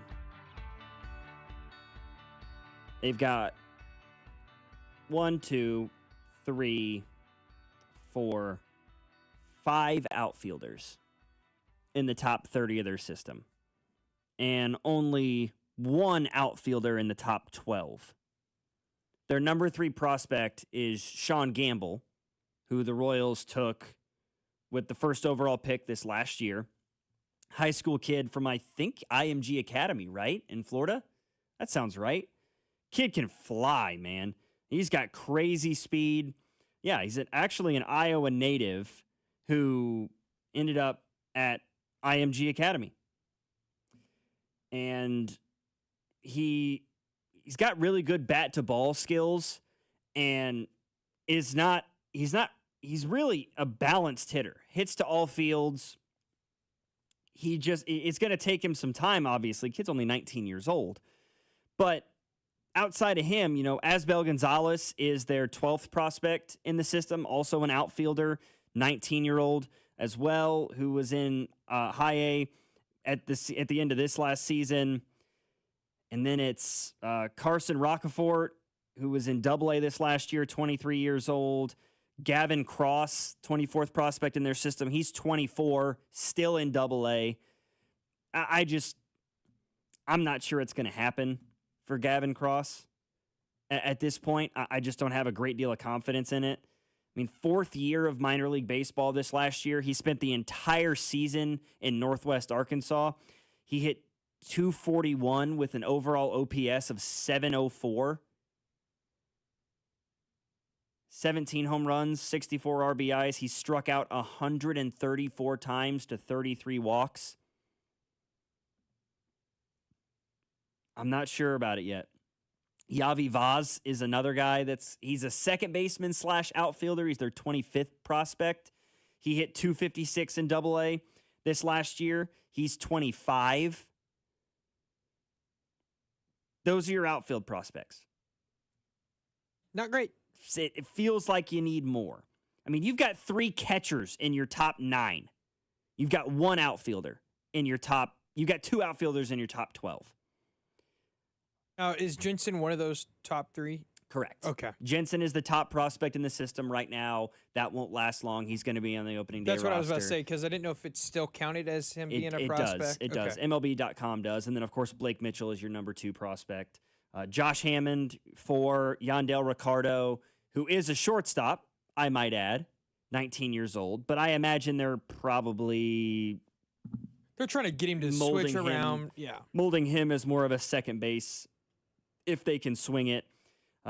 He was tearing the cover off the ball in the rookie league, hitting .342. Got to high A and things got a little different. He hit .212 with a .279 OBP. Yeah, there's a little jump there.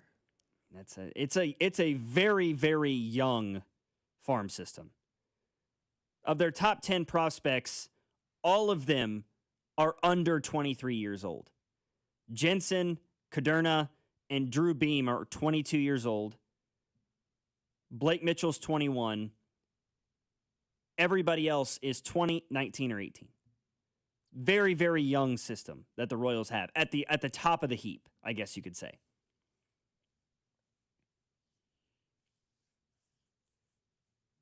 I don't know. I feel like we need more. But if you want to go best player available, go best player available. I have no problem with that. As long as it's not a catcher. Frankly, I would even be okay. I would be okay with a pitcher. Yeah, pitcher would be fine. Because you can never have enough pitchers. Yeah, and when you look at Lugo and Waka, those guys are on the older end of things.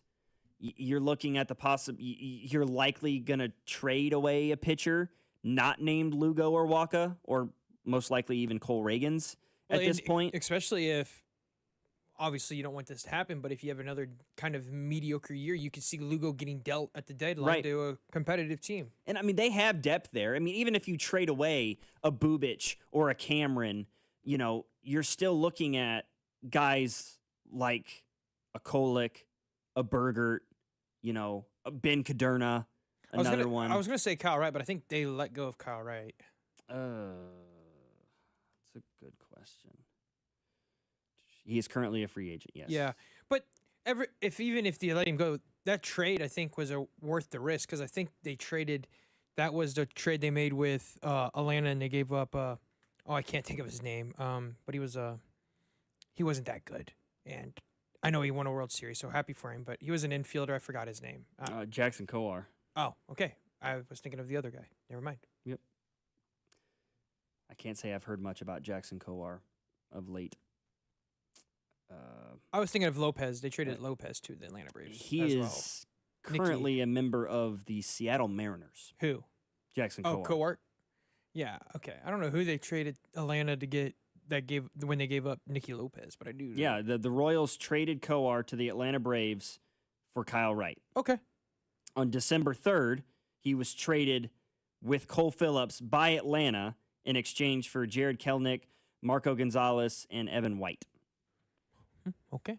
Man got traded twice in a week. Hopefully he didn't. 2 weeks, I guess. Hopefully he just stayed in the hotel in Atlanta before getting traded again. Never suited up once for the Atlanta Braves. At that point, if you're the Atlanta Braves, do you tell the dude, like, hey, I wouldn't settle in much. We're probably going to trade you again? Like, if you're that kind of organization, would you, like, aren't you, like, telling him, hey, listen, I know we just traded for you, but don't get comfortable. You're probably going to get moved again by us. 913-586-7965 is our number. Let's talk about Week 14 in the NFL next. Logan Weber alongside JT Noah. After Hours on your home for Kansas City Sports, 96.5 The Fan.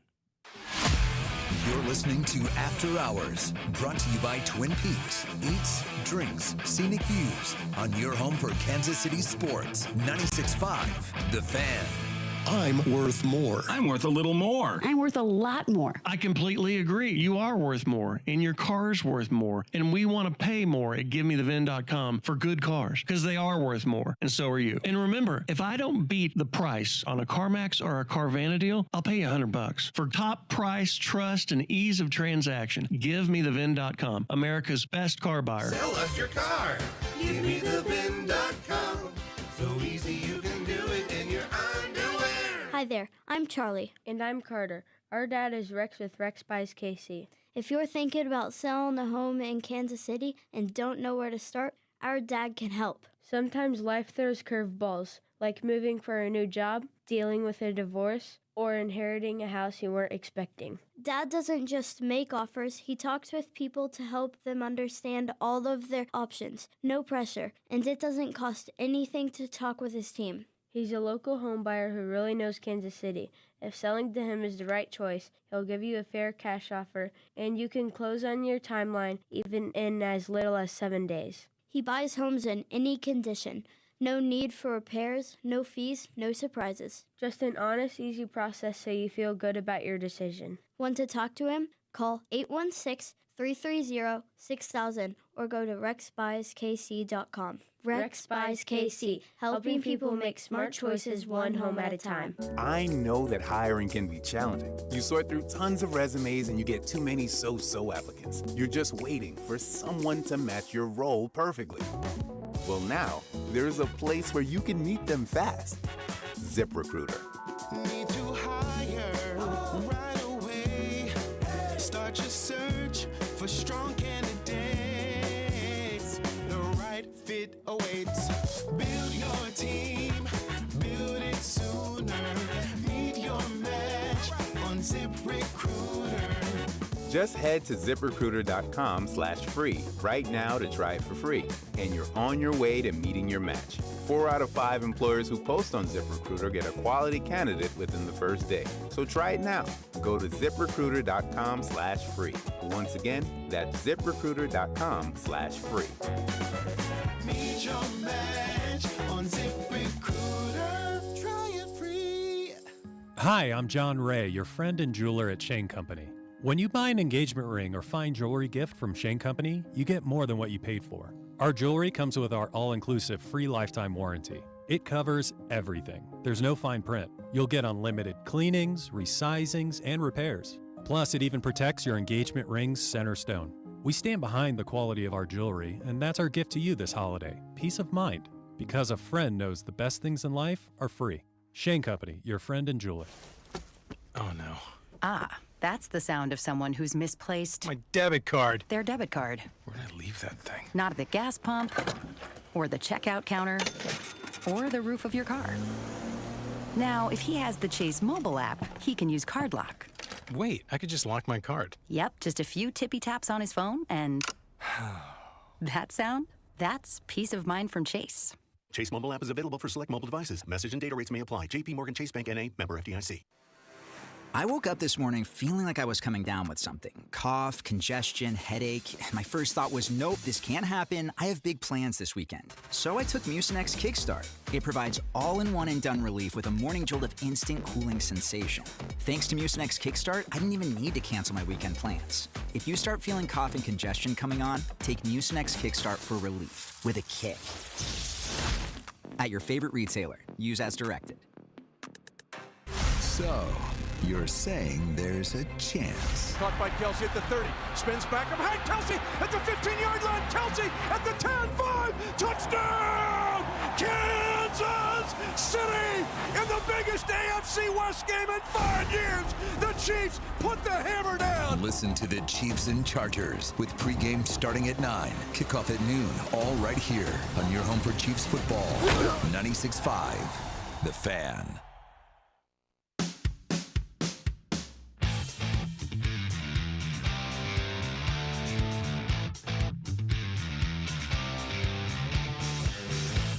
All right, let's talk about the Week 14 slate in the NFL. After last night's Monday Night Football game, the week is cut and dry. We look ahead to Week 15, but we found out some things. And not just that the Chiefs' playoff chances are, they're dead, folks. I'm sorry. What do you? Slimmer than my brother's dating life. What do you? Wow. What an absolute, just half court. What a stray that man just caught. For what? Why you got to do that, man, like that? Unbelievable. Sorry, Austin. Golly. Absolutely cut his legs out from under him, and then you name dropped him? That's tough, bro. Oh, my goodness. He's not listening. He does not listen to He sports. might not be, but somebody is. Somebody put 2 and 2 together there. You dogging on your brother, and you throw his first name out, so they're Facebook stalking him now. Your brother's going to catch some heat from somebody. That's terrible. I loved it, but that's, man. Other than the Chiefs, listen, I can applaud you for being a fan and trying to hold on for dear life, but at a certain point, you just got to let bygones be bygones. Admit it to yourself. It ain't happening. But you look across the rest of the league and, you know, the Seahawks, man, I'm telling you, I like this Seahawks team. I don't trust Sam Darnold. I don't necessarily trust him either. You know who I do trust? Their defense. Well, yeah, okay. Yeah. I don't trust Drake May. You know who I do trust? Their defense. I don't trust CJ Stroud. You know who I do trust? You see where I'm going with this. That Seahawks defense is brutal, dog. Do you trust the Seahawks head coach, though? I don't know, man. Because I'll tell you this much. I trust Vrabel. Like, to me, if you put the lineup right now of the teams that are in the playoffs in the AFC, which would be the Patriots, obviously, I think the only team that I would say that their coach I would trust more than, and it's not even by that much because he hasn't done well in the playoffs recently, would be Mike Tomlin. But I think Vrabel might be the best head coach once it comes to the set of the playoffs in the AFC, that he might be the best head coach in the playoffs. I mean, Sean Payton does have a Lombardi. Okay. I mean, that man has won a Super Bowl. I would trust Drake May over Bo Nix, though. 100%. 100%. I guess would you trust John, Chargers, Jim. Would you trust Jim over Vrabel?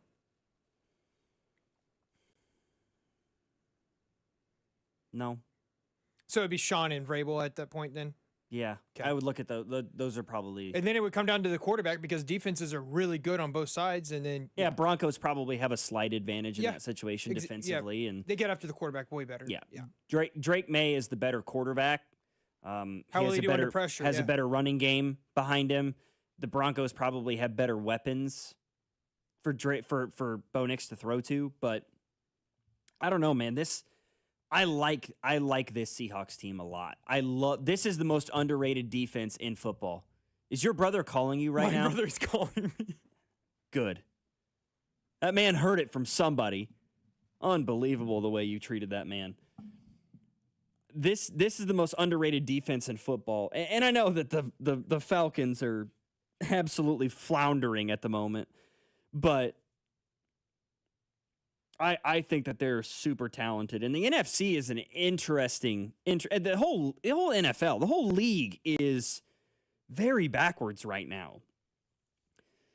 The Bills' defense is really bad, but their offense is still damn good. You know, Josh Allen had very much a Josh Allen performance on Sunday, which is a good sign for Buffalo because he's had a down year. And that, you know, I'm not just going after Josh Allen. It's felt like across the league for the most part. These quarterbacks that we have seen be the cream of the crop over the last 5 or 6 years haven't been. You know, Mahomes has had a bit of a down year. Some of it because of circumstances that are outside his control, but I would argue that Mahomes hasn't lived up to his expectations this year, even despite all the problems outside of him. Josh Allen's had a down year. Lamar Jackson, even with the injury issues, has had a down year. Jalen Hurts, oh my God, was that man bad last night? I mean, he was bad. So bad that he had 2 turnovers on the same play. On the same play. First player in NFL history to throw a pick and fumble the football on the same play. The Philadelphia Eagles still making history, folks. How about it? Good for them. Good for you, Jalen. It's just been a down year across the league for these traditionally great quarterbacks over the past few seasons. But Josh Allen was exceptional on Sunday. James Cook, it just feels like this team kind of goes as he goes. Like if he's effective in the running game, the Bills can really do a lot offensively. And Joe Burrow was simultaneously the reason the Bengals were in that game and the reason they lost, which felt extremely strange considering their running game never showed up. It felt like the Bengals running backs didn't even get off the bus on Sunday. Man, Shedeur Sanders played his ass off on Sunday and couldn't get a win. Was he accurate? Not really. But he still threw for 360 and 3 touchdowns. And the Browns lost. Quinshaw Judkins did nothing in the running game. And Tony Pollard ran all over the Browns defense. And really? Like, of all the teams in the NFL, the Tennessee Titans are the team that has done the best job in the last month of slowing down Myles Garrett. Can somebody explain that to me? Can somebody explain to me how this man had 4 sacks against the Ravens, 5 sacks against the Patriots, and only had 1 against the Tennessee Titans? Please make that make sense. I mean, he had to work his tail off to get that 1 sack against Tennessee, too. I mean, he had his lowest pass rush win rate of the year against the 1-11 Tennessee Titans in order to get that win. Weird freaking day, man. Weird day. For the Browns and the Titans, for that matter. And boy, I thought, hey, Jaden Daniels is going to be back for the Commanders. Give me Washington over the Minnesota Vikings because J.J. McCarthy has been god-awful. Vikings said BTA. It just worked the Commander. 31-0. You got the reigning offensive rookie of the year back and got skunked. Shut out. 31-0. Didn't see that much. I didn't see J.J. McCarthy throwing for 3 touchdowns. Not only that, I didn't see J.J. McCarthy throwing for 3 touchdowns and Justin Jefferson having 2 catches for 11 yards. My first round pick in fantasy football, ladies and gentlemen, Justin Jefferson. Let's not talk fantasy. I was up 18.6 points last night. You know who my opponent had last night? Oh, that's right, Cameron Dicker. And I lost by 0.4 to miss the playoffs. That's tough. I won this week and still missed the playoffs. Dang. It's my first win in 6 weeks. Oh, you were on a losing streak. I was 5-2 and in second place in my league and rattled off 6 consecutive losses. Damn. I won last week to get to 6-8. I still had an outside shot. There were 2 teams that were at 6-7 right above me. And if they had lost, I had head-to-head wins over both. So I would be able to leapfrog them, and they both won. And I got left out of the playoffs. At 6-8. I was disappointed. But that's because I had Justin Jefferson as my first round pick. Malik Neighbors was my second round pick.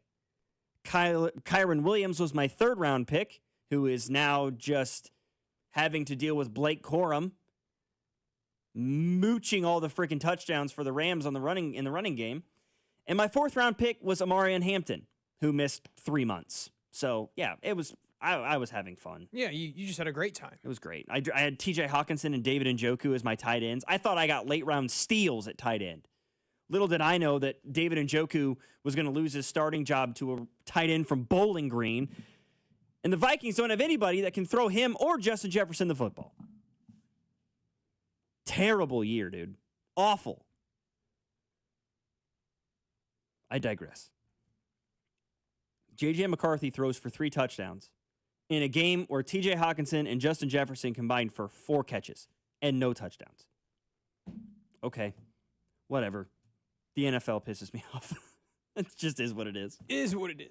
We'll talk more NFL here on the other side because we had some wild games across the NFL over the course of the weekend that we'll break down next here on After Hours. Logan Weber, JT Noah, 96.5, The Fan.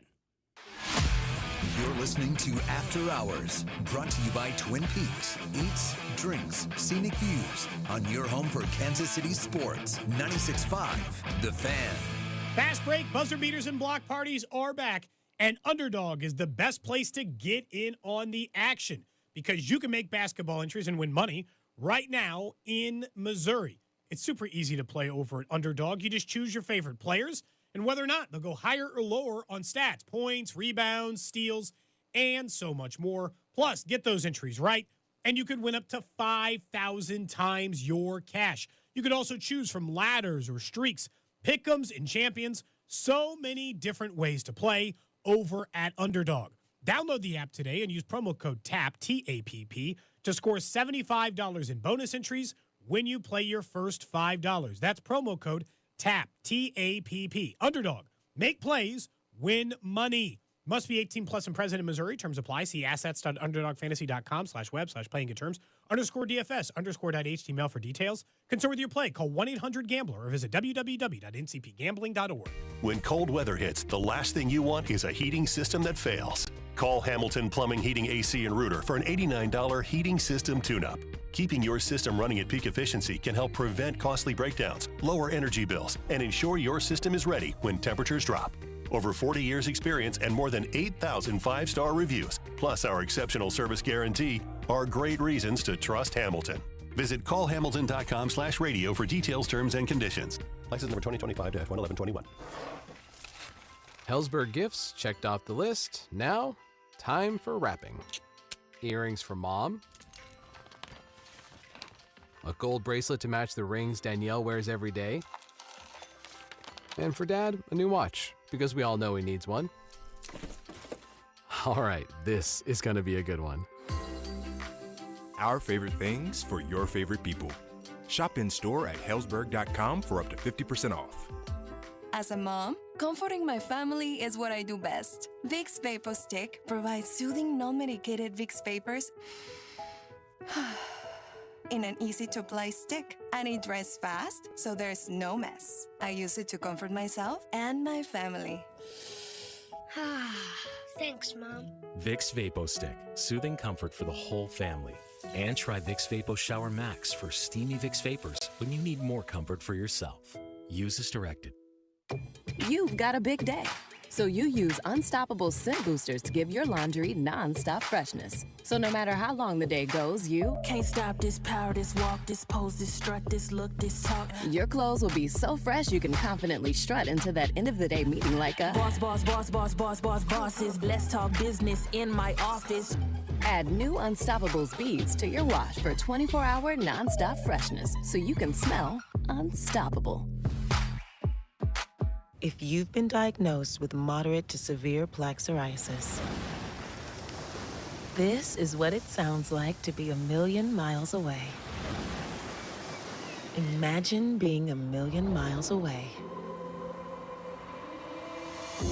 Tremfya guselkumab, taken by injection, is a prescription medicine for adults with moderate to severe plaque psoriasis who may benefit from taking injections or pills or phototherapy. With Tremfya, clearer skin is possible. In clinical trials, at least 70% of patients saw at least 90% clearer skin at 16 weeks. Results may vary. Tremfya is also indicated for adults with active psoriatic arthritis. Serious allergic reactions and increased risk of infections and liver problems may occur. Before treatment, your doctor should check you for infections and tuberculosis. Tell your doctor if you have an infection, flu-like symptoms, or if you need a vaccine. Ask your doctor about Tremfya. Call 1-800-526-7736 or visit tremfya.com. The Sheet Metal Workers Local Number 2 Enrichment Grant is providing one local high school $20,000 to use on upgrades and equipment. Open to all area schools and no strings attached. Take a minute to tell us what your high school needs at helpmymocanschool.com, and we'll announce the winner January 4th on the Chiefs Radio Network.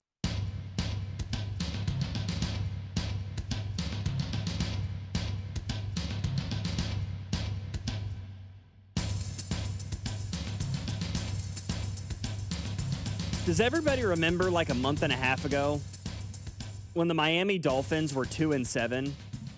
Mike McDaniels was on the outs. He was going to get fired. And we all collectively, as NFL fans, as Chiefs fans, were laughing at them. Hate to be the bearer of bad news, but the Chiefs now have the same record as the Miami Dolphins. Tua and the boys have now racked up 4 consecutive wins.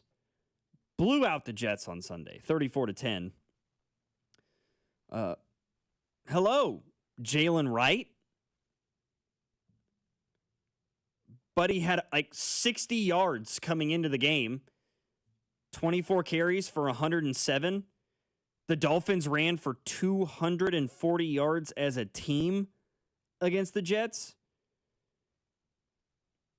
And with, you know, the Jets just absolutely unequivocally over the Justin Fields experiment. Tyrod Taylor goes 1 for 4 for 6 yards and a pick. He leaves with an injury. Mizzou fans, Brady Cook played quarterback this week for the New York Jets. JT. Brady Cook. M-I-Z, baby. Played in the NFL. Yeah, hold your horses. He was 14-30 for 163 yards, no touchdowns, 2 picks. Hey, listen. It was his first game. Sure, man. The jerseys looked better than he did, but that's okay. The jerseys looked better than any single member of the Jets did. Even Breece Hall? Breece Hall was 14 carries for 43. Yeah. 3 yards a Well, carry. I mean, let's be real. When you're a defense, you just go, hey, we're going to dare you to beat us with your arm, and we're not going to let Brees Hall beat you.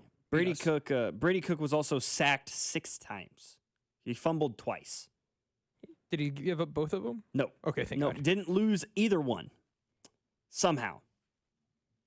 So what you're saying is he had 2 turnovers all game. Correct. And Jalen Hurts had 2 in one play. So he did better than Jalen did. Got it. Correct. Fair point. Fair point. You know what? I'll give that to you. He outplayed Jalen Hurts this week. Boy, speaking of a month and a half ago, it looked like the Tampa Bay Buccaneers were going to just walk away with the NFC South. Since they beat the 49ers, complete free fall. They've now lost 4 of their last 5. Their only win was the Cardinals 2 weeks ago now. They lost on Sunday to the Saints 24-20. And Tyler Shuck didn't have a great day. He ran the ball well. He did. 2 rushing touchdowns, 55 yards on the ground on only 7 carries. Obviously, still no Alvin Kamara, so it was Devin Neal at the running back position. It was a measly 3.7 yards a carry, but he finished with 70 yards on the ground and a rushing touchdown. Baker went from right alongside Drake May and Matthew Stafford in the MVP race a month ago to the end of his tenure in Cleveland, Baker Mayfield, all of a sudden. Completed 45% of his passes on Sunday, 122 yards. And you had Chris Godwin back. Dude, Emeka Ibuka had 2 catches for 15 yards on 9 targets. That's ugly. That is an ugly catch percentage for Emeka Ibuka. And I don't want to put a bunch of it on him because definitely Baker Mayfield bears the brunt of a lot of that responsibility. If you're a Chiefs fan that's still holding on to this slight bit of hope that you're going to make the playoffs, you're thanking the Jacksonville Jaguars right now. Because if things had gone differently, you'd be probably DOA. Jags worked the Colts on Sunday. Obviously, Daniel Jones going down with the torn Achilles swung things heavily in Jacksonville's favor. But Trevor Lawrence is playing much better football. Travis Etienne does just enough in the running game. And that defense in Jacksonville did its job. I mean, they loaded up the box and said, Riley Leonard, beat us. And the rookie from Notre Dame couldn't get it done. Simple as that. Steelers, massive win over Baltimore on Sunday. I mean, you had to have it. And a huge deal of credit to the Pittsburgh Steelers for getting this win, not only because of how big a win it was for your season, but a huge win for Mike Tomlin. I mean, all the noise in Pittsburgh this week, James Harrison and Ben Roethlisberger talking about cleaning house and it's time for a change and Mike Tomlin's not that good of a coach. They need somebody new. And you go out and you beat arguably your biggest rival in the division in a game that will ultimately decide who was going to lead the division heading into this week. Aaron Rodgers throws for 280 and did it all. I mean, dude, the Steelers had 34 yards rushing. They needed every bit of that 284 yards passing from Aaron Rodgers if they wanted to move the football at all. Kenneth Gainwell was their leading rusher, and he averaged 3.8 yards a carry, 4 for 15 and a touchdown.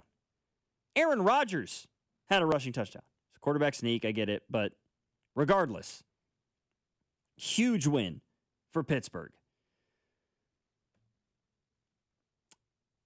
I'm going to be honest with you.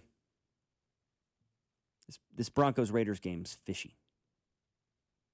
It's fishy, Pete. Oh, I don't care God. what Okay. excuse you throw out. Okay. All right. I know where you're going with this. I don't believe you, Pete. I don't. Sorry, man. He's trying to explain that he was trying to get more time put back on the clock, and if they kicked the field goal, then they had a shot at an onside kick to try to get the ball back and score, down by only 7 to try to tie it up and send it to overtime. Bull cookies, Pete. Whether it was you, somebody in the headset, or somebody on the sideline, somebody. Someone sounds like they lost a bet on this. No. Okay. No, Okay. absolutely not. I'm not putting money on the Raiders to do anything. Because I actually won because of the kick, so I'm happy with the field goal. Somebody on that sideline, somebody associated with the Las Vegas Raiders knew that spread was sitting at plus 7.5 for the Broncos. Somebody knew. And you kick a field goal as time expires. But hey, man, Kenny Pickett looked all right. He really did. Was the game in hand at that point? Yeah. But he looked all right. 8 of 11, 97 and a touchdown. Bo Nix was extremely accurate, but did absolutely nothing. And who knew Bo Jackson's nephew was on the Raiders? Really? Yeah, he caught the touchdown pass from Kenny. Shedrick Jackson is his nephew? Yeah. I did not know that. Yeah, I didn't know that until the announcer said something about it. Yeah. I could see it. Looking at his headshot here. First-year player from Auburn, born in Hoover, Alabama. Fits for me. R.J. Harvey, good day on the ground for the Broncos. Denver's defense doing what it does again, winning the Broncos a football game. No other explanation. 913-586-7965. 3 more games from the weekend. That huge Bears-Packers matchup. Of course, Sunday Night Football, which entertained shouldn't say Sunday Night Football. That was Chiefs. Moron. The other late afternoon game, Rams-Cardinals, that entertained nobody. And then the Monday night game last night, which was all around a weird one. We'll discuss those next here on After Hours. Logan Weber here hosting tonight's program alongside producer JT Noah, 96.5, The Fan. You're listening to After Hours, brought to you by Twin Peaks. Eats, drinks, scenic views on your home for Kansas City sports. 96.5, The Fan.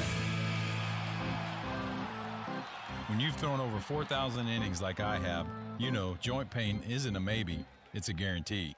For you, was it climbing ladders or too much heavy lifting? Hey, we're all in the same boat. But surgery, that was never my answer. Baseball legend Roger Clemens knows there's a better way. That's QC Kinetics regenerative treatments that help your body heal itself. No scalpels, no fake fixes, just real relief. What I love about QC Kinetics, these are the most respected medical pros in the country that specialize in non-surgical therapies to get you moving again. Don't mask the pain, fix it. Call QC Kinetics now for a free consultation. I trusted QC Kinetics. You should too.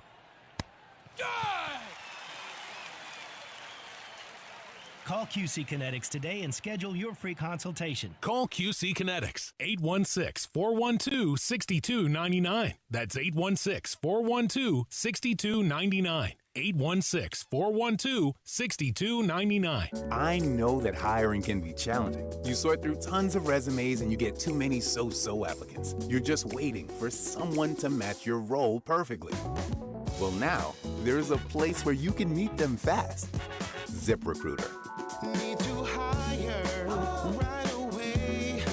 Start your search for strong candidates. The right fit awaits. Build your team, build it sooner.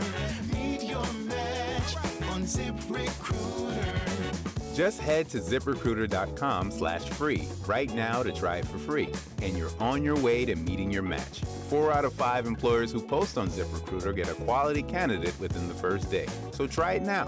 Go to ZipRecruiter.com/free. Once again, that's ZipRecruiter.com/free. Meet your match on ZipRecruiter. Try it free.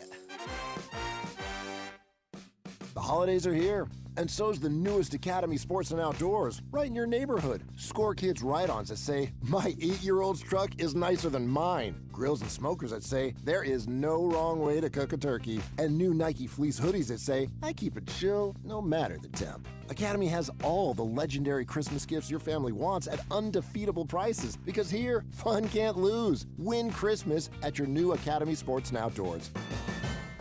Men, if the long lines to the bathroom have been holding you back from attending sporting events and you're waking up in the middle of the night dealing with frequent urination, it could be an enlarged prostate.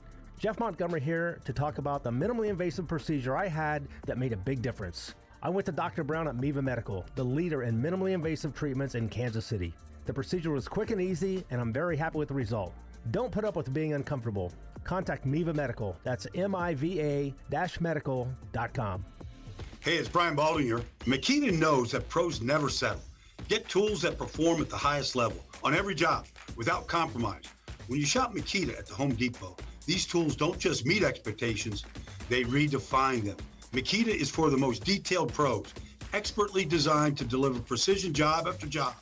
When the job calls for the best, call on Makita. Makita, built to be the best, available at the Home Depot. How pros get more done.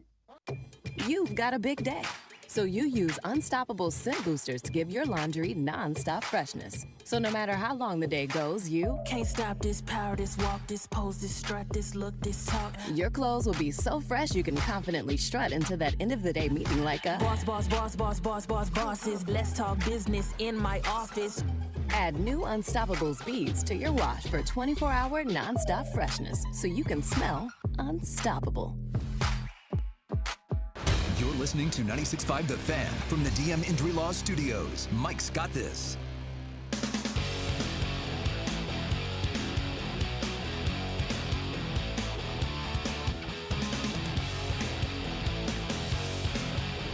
Coming up on the 8 o'clock hour of our show tonight, here on After Hours, 96.5 The Fan, Logan Weber alongside JT Noah, doing a fantastic job producing our program here tonight.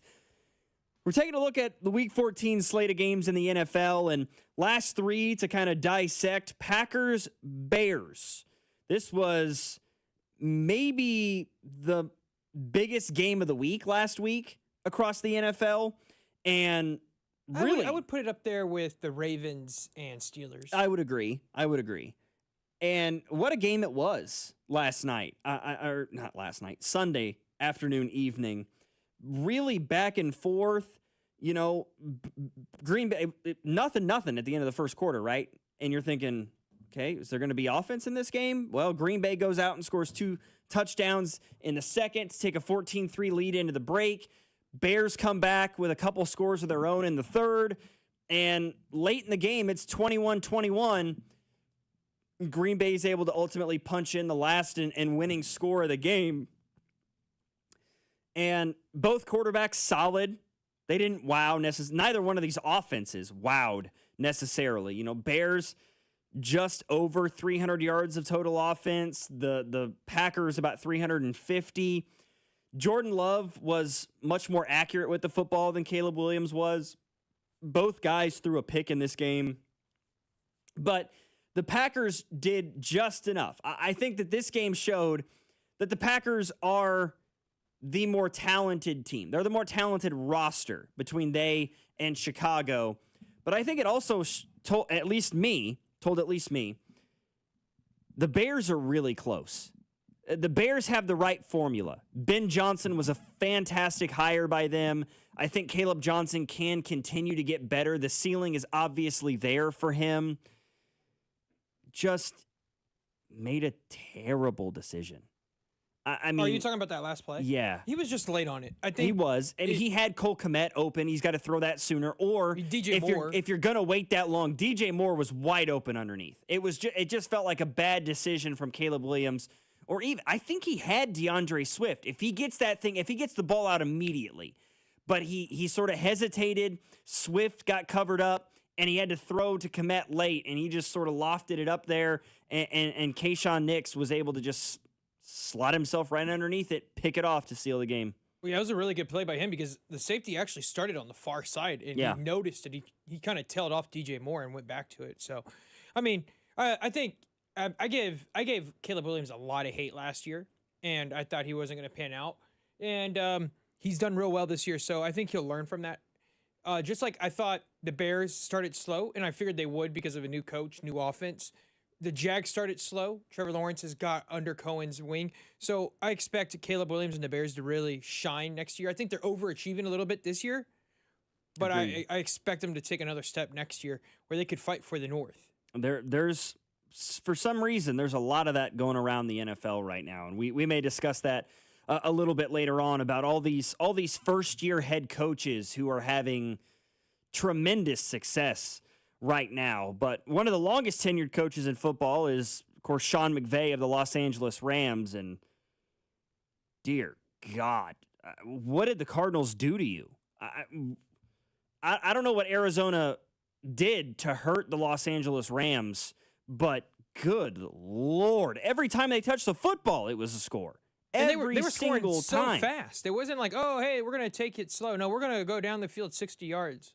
I mean, the first quarter, this is how the game started for the Rams. Field goal, touchdown, touchdown, touchdown, touchdown. 31 points on 5 drives to begin the game. Then it's back-to-back punts, and then touchdown, touchdown, punt, end of game. Folks, Matthew Stafford is the MVP. 100%. Who would you put second? Unless he collapses at the end of the year, probably Drake May. I was going to say Drake May, yeah. Is probably second. And then... Do you go Justin Herbert? Is there anybody you can... Dak? Dak? I mean, he leads the league in passing as of right now. A month ago, I would have said Jonathan Taylor. But he's sort of tapered off and will probably continue to now that Daniel Jones is gone and teams are going to stack the box. Especially when you have a grandpa out there. I mean, Dak's right now, he leads the league in passing yards. He's second in passing touchdowns. Throw an argument around for Goff, maybe.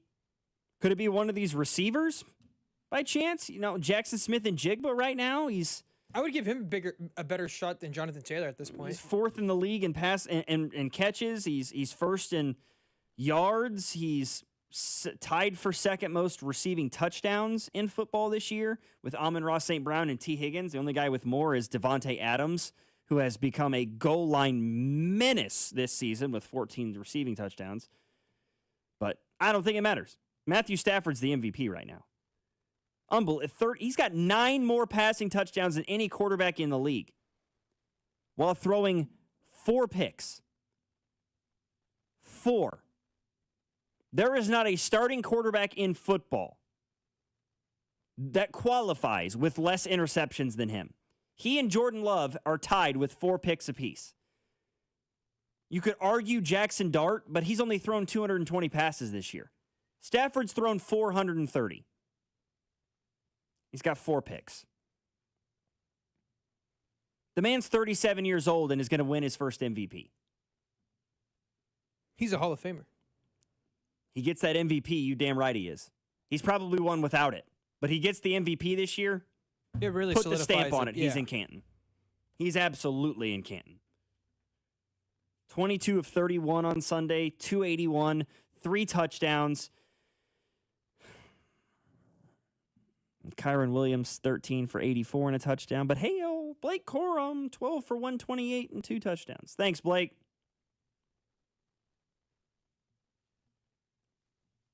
Why did the Rams give Kyron Williams the extension?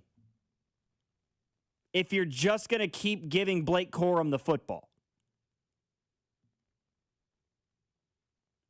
I mean, Kyron Williams he's playing really well this year. He's top 10 in the league in yards and touchdowns. But he's 12th in football in carries because Blake Corum has 100 carries this year. Please stop. Please give Kyron Williams the football. Although I don't really care anymore. I missed the playoffs. It's too little too late. Now just don't give it to him. Don't start giving it to him and you'll be like, are you kidding me? No, I'd rather they do because the last thing I want, because I play in a league that has a consolation bracket. Oh, okay, yeah. So I could legitimately, although I finished 8th in the league or 7th in the league, I could get last. That'd be bad, right? I do not want to get last. We don't have like a punishment in our league. I thought you had a punishment. But I don't want to. I just don't want to be last. Yeah, because then you get that person. You were last. Yeah. And we do like a randomized draft order. So I don't get any, it's not like I get last place and I get the first overall pick next year in fantasy. It doesn't work like that in our league. It completely randomizes itself the next year. So it literally serves no purpose. 913-586-7965 is our number. Last game, of course, was Chargers-Eagles, and gross. That's pretty much it. Gross. Herbert completed 12 passes. Jalen Hurts threw 4 picks. Saquon looked awesome. A.J. Brown, although he and Jalen Hurts couldn't connect to save their lives, when they did, A.J. Brown did good things with it. He had 100 yards receiving in the game. Dallas Goedert had 78. But it was gross. The fake tush push to begin the fourth quarter. I can't wait for that play to be banned. I'm so over it. But, I mean, I like how they used it finally as a different way of using it. They tossed it out to Saquon, and, I mean, good Lord, the gap was wide open. Yeah. Oh, yeah. 913-586-7965 is our number. Hour number 3 of After Hours headed your way next here on 96.5 The Fan, your home for Kansas City sports. You're listening to After Hours, brought to you by Twin Peaks. Eats, drinks, scenic views on your home for Kansas City sports. 96.5 The Fan.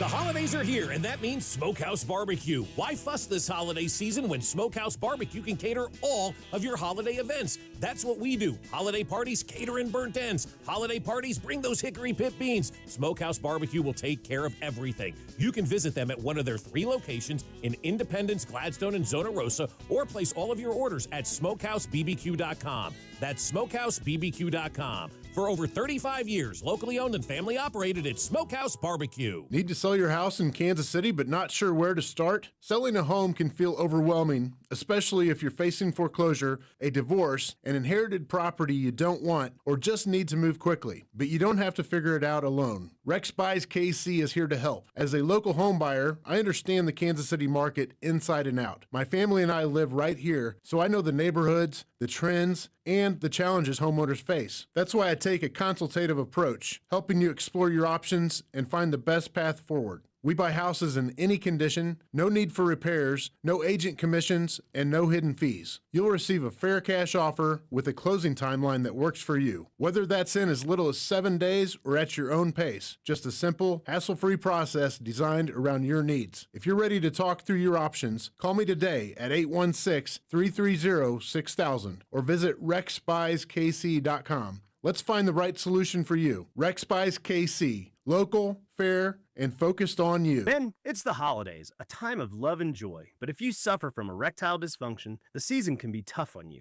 This is Jeff for Heartland Men's Health. And if you and your partner are experiencing struggles because of ED, change it up this year. Give the best gift you can give to the one you love by treating your ED and restoring your relationship. At Heartland Men's Health, we're experts at treating ED. And as a Prometic restorative health practice, we've literally seen countless thousands of relationships renewed across the nation. Plus, with treatments having success rates well over 90%, coupled with many treatment options, we can likely find the right one for you. You may even find you're performing like you haven't in years. So call us and give your partner the best gift you can give this season, a renewed, restored relationship. Your first visit is only $99 and includes blood work, a medical consult, and if medically advised, a test dose. And if that test dose doesn't work in our office, your visit is free. Call 844-447-6600 or go to heartlandmenshealth.com. We have 3 offices, Overland Park, Independence, and North Kansas City. Read all about it. The Fed just cut interest rates again, and that means now is the time to refinance with Golden Oak Lending. Lower rates mean lower payments, and our customers are saving hundreds every month.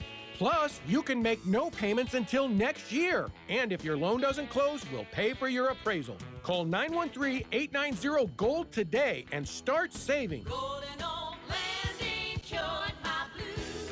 NMLS number 114937. I'm worth more. I'm worth more. I'm worth a lot more. And I completely agree. That's why I'll pay more for your car at GiveMeTheVin.com. That's the name of our new campaign. I'm worth more. You are worth more, and your car's worth more. And that's why I will pay more. And remember, if I don't beat the price on a CarMax or a Carvana deal, I'll pay you $100 at GiveMeTheVin.com. Sell us your car. GiveMeTheVin.com. So easy you can do it in your underwear. We are on a mission to get everyone high-quality health insurance and better health. We have plans with low out-of-pocket premiums. For coverage to start January 1st, you must enroll by December 15th.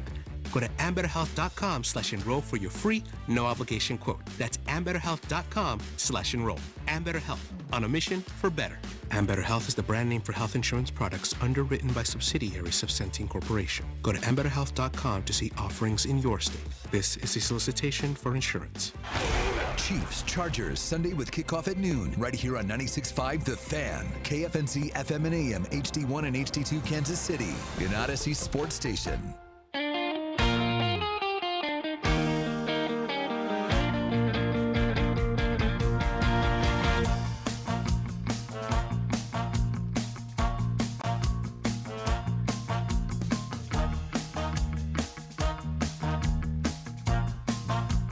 Sensing a little bit of pushback. Got some folks in the text line asking me about my take, and you agreed, JT, with Matthew Stafford being a Hall of Famer. Like, so winning a Super Bowl and having an MVP makes you a Hall of Famer? Well, maybe not those two things by themselves, but the fact that he's won a Super Bowl, he will be winning an MVP at 37, I might add. On top of where he sits in the all-time leading passer lists, I think absolutely puts him in the Hall of Fame. Right now, Matthew Stafford is 9th all-time in passing touchdowns. He has 412.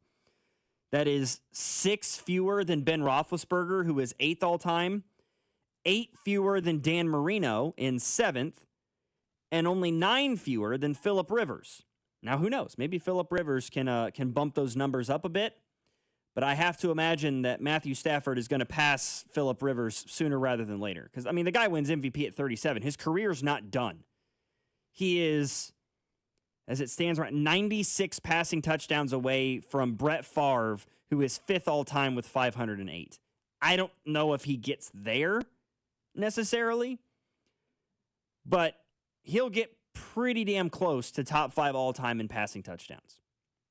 In terms of passing yards, he is 8th all-time, less than 300 yards behind Phillip Rivers for 7th. He is 650 yards from Ben Roethlisberger. I take that back. He's about 800 yards away from Ben Roethlisberger, and about 1,200 yards from Aaron Rodgers, who is 5th all-time currently. I think he could get to top 5 before his career is done. So he's top 10 in passing yards. He's top 10 in passing touchdowns, with an opportunity to push himself even further up those lists. He's sitting top 25 all-time in quarterback rating, with the Super Bowl under his belt. He's going to have a regular season MVP under his belt at this point. Not to mention his touchdown to interception ratio is incredibly impressive. 2.2 all time. 412 passing touchdowns as of now to only 192 picks. That's pretty damn good. I believe absolutely he's a Hall of Famer. I mean, Dan Marino's got all the accolades, the MVPs and top 10 in all these categories, but he never won a Super Bowl. Nobody's arguing about him getting into the Hall of Fame. Drew Brees has all the stats and a Super Bowl, but he never won an MVP, and nobody's arguing about him getting into the Hall of Fame. Matthew Stafford's going to have both. All three, for that matter. He's going to have the accolades. He's going to have the statistics. He's going to have the Super Bowl. At least one. I would argue the Rams are the best team in football right now. They're probably the odds-on Super Bowl favorite, in my view. He might have a second Super Bowl under his belt. Then there's absolutely no way in hell you can argue with him being in the Hall of Fame. I don't think you can right now.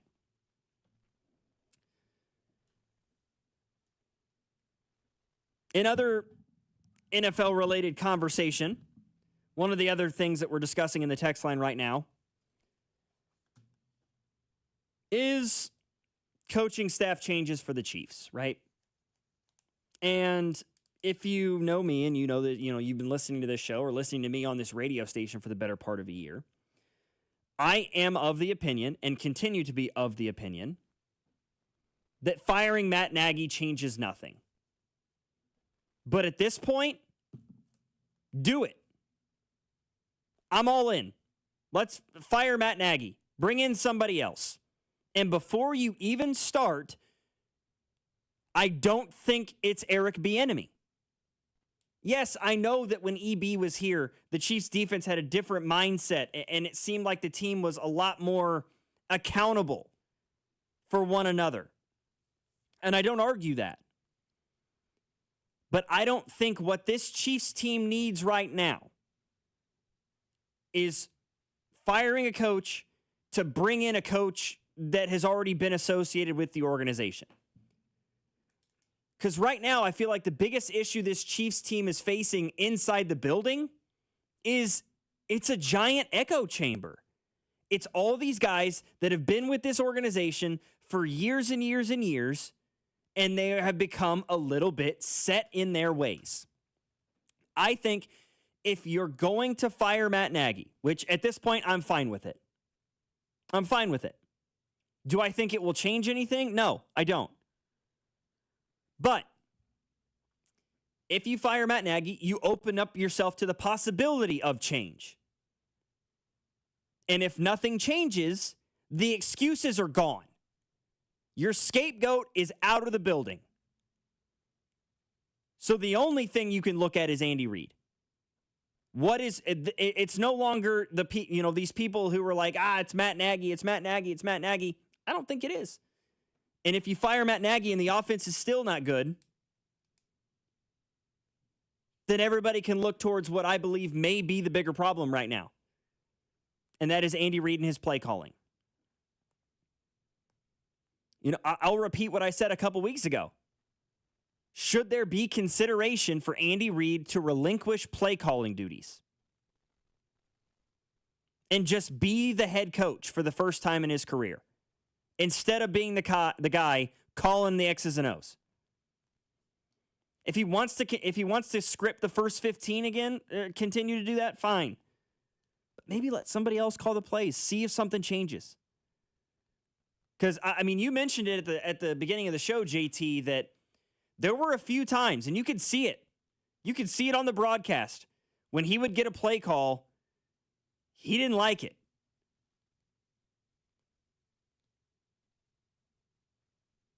I don't know. I don't think firing Matt Nagy does anything. But if it opens us up to the bigger issue about what's wrong with the offense, I'm fine with it.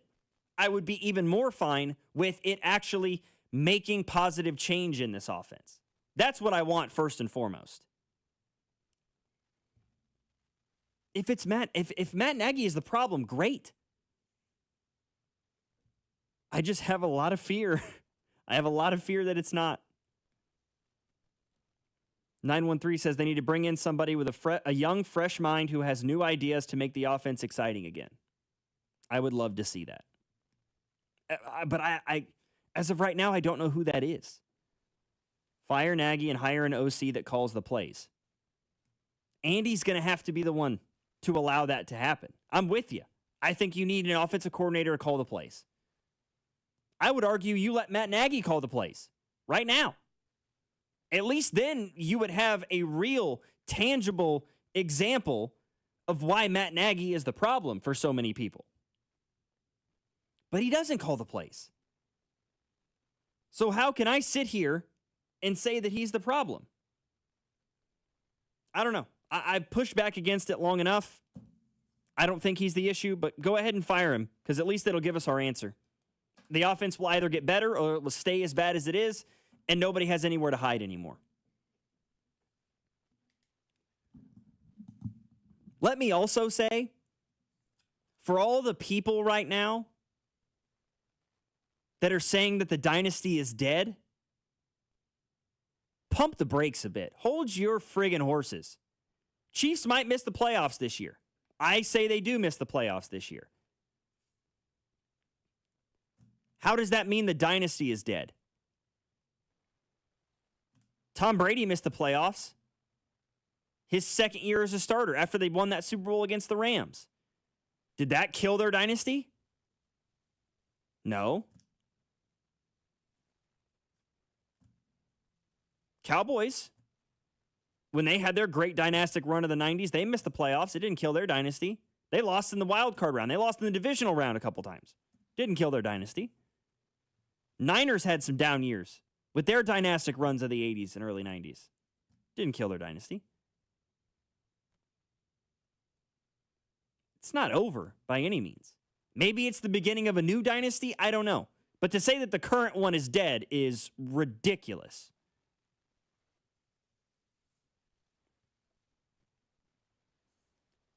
(913-586-7965) is our number.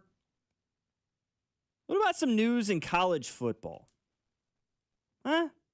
Let's talk a little college football. Why don't we do that next? Because we got Heisman Trophy finalists. Let's break them down. I like it. Let's throw it out there. Let's make our predictions now. We'll do that next here on After Hours. Logan Weber, JT Noah, 96.5, The Fan. You're listening to After Hours, brought to you by Twin Peaks. Eats, drinks, scenic views on your home for Kansas City sports. 96.5, The Fan.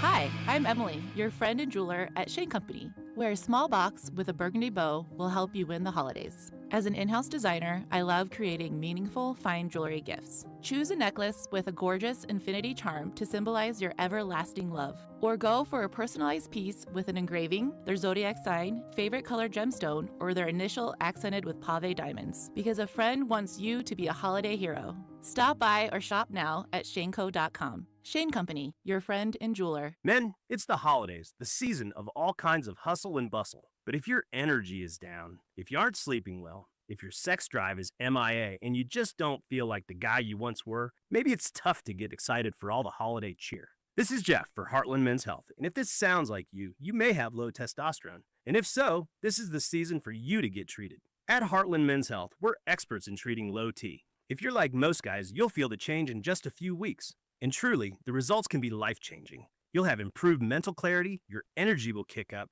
your workouts will be better, your sleep patterns will improve, and your sex drive will likely heat up as well. So call us, and don't go through another season with low T. Your initial visit is only $99 and includes blood work, a medical consult, and if you start on testosterone the day of your appointment, your visit is free. Call 844-447-6600 or go to heartlandmenshealth.com. That's heartlandmenshealth.com. We have 3 offices: Overland Park, Independence, and North Kansas City. Twin Peaks is the best in the game. Here, your favorite drafts are poured at a frosty 29 degrees, and rare barrel-aged whiskeys are served just the way you want them. It's bigger game days and bolder fight nights. I mean, where else can you find a scratch kitchen that always comes in clutch every day from lunch to late night? Only at Twin Peaks, the #1 sports bar.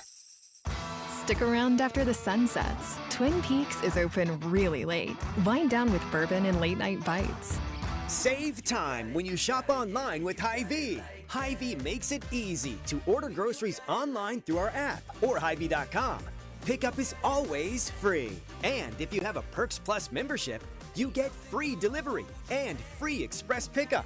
Shop online with Hy-Vee and you can create and save grocery lists, shop the sales, and get fuel savers. Talk about convenience. Order groceries online today. Check out Hy-Vee.com or download the Hy-Vee app. Fast breaks, buzzer beaters, and block parties are back, and Underdog is the best place to get in on all of the action. Right now, you can make entries and win money in Missouri. Playing on Underdog is easy. Just choose whether your favorite players will go higher or lower on stats like points, rebounds, steals, and more. Get your entries right, and you could win up to 5,000 times your cash. On the Underdog app, I love playing with multiple sports in one entry, combining entries from football and basketball into one selection. That's how I play on the Underdog app. So download the Underdog app today and use promo code BOB to score $75 in bonus entries when you play your first $5. That's promo code BOB. Underdog. Make plays, win money. Must be 18 and over and present in the state of Missouri. Terms apply. See assets.underdogfantasy.com/web/play and get terms _DFS_.html for details. Concerned with your play? Call 1-800-GAMBLER or visit www.ncpgambling.org. Get ready, Kansas City. Something big is coming. Introducing Morton Amphitheater, the brand new 16,000 capacity outdoor venue opening summer 2026 in Riverside, Missouri. From Jack Johnson and Parker McCollum to Guns N' Roses, Tears for Fears, Motley Crue, and more. The biggest names in live music are headed your way. For all show announcements and ticket info, visit MortonAmphitheater.com. And don't miss a beat. Follow at Morton Amphitheater on Facebook and Instagram and at MortonAmpKC on X. Morton Amphitheater, bringing live music to Kansas City summer 2026. This is 96.5 The Fan, your home for Chiefs football. It's the only place to hear from Andy Reid on Mondays at noon. It's the only place that has an exclusive one-on-one interview with Patrick Mahomes on Tuesdays at 3:15. And it's the only place to listen to the play-by-play with Mitch, Danon, and Kling on game day. Touchdown! Kansas City! Travis Kelce owning this game! This is your home for Chiefs football. This is 96.5 The Fan.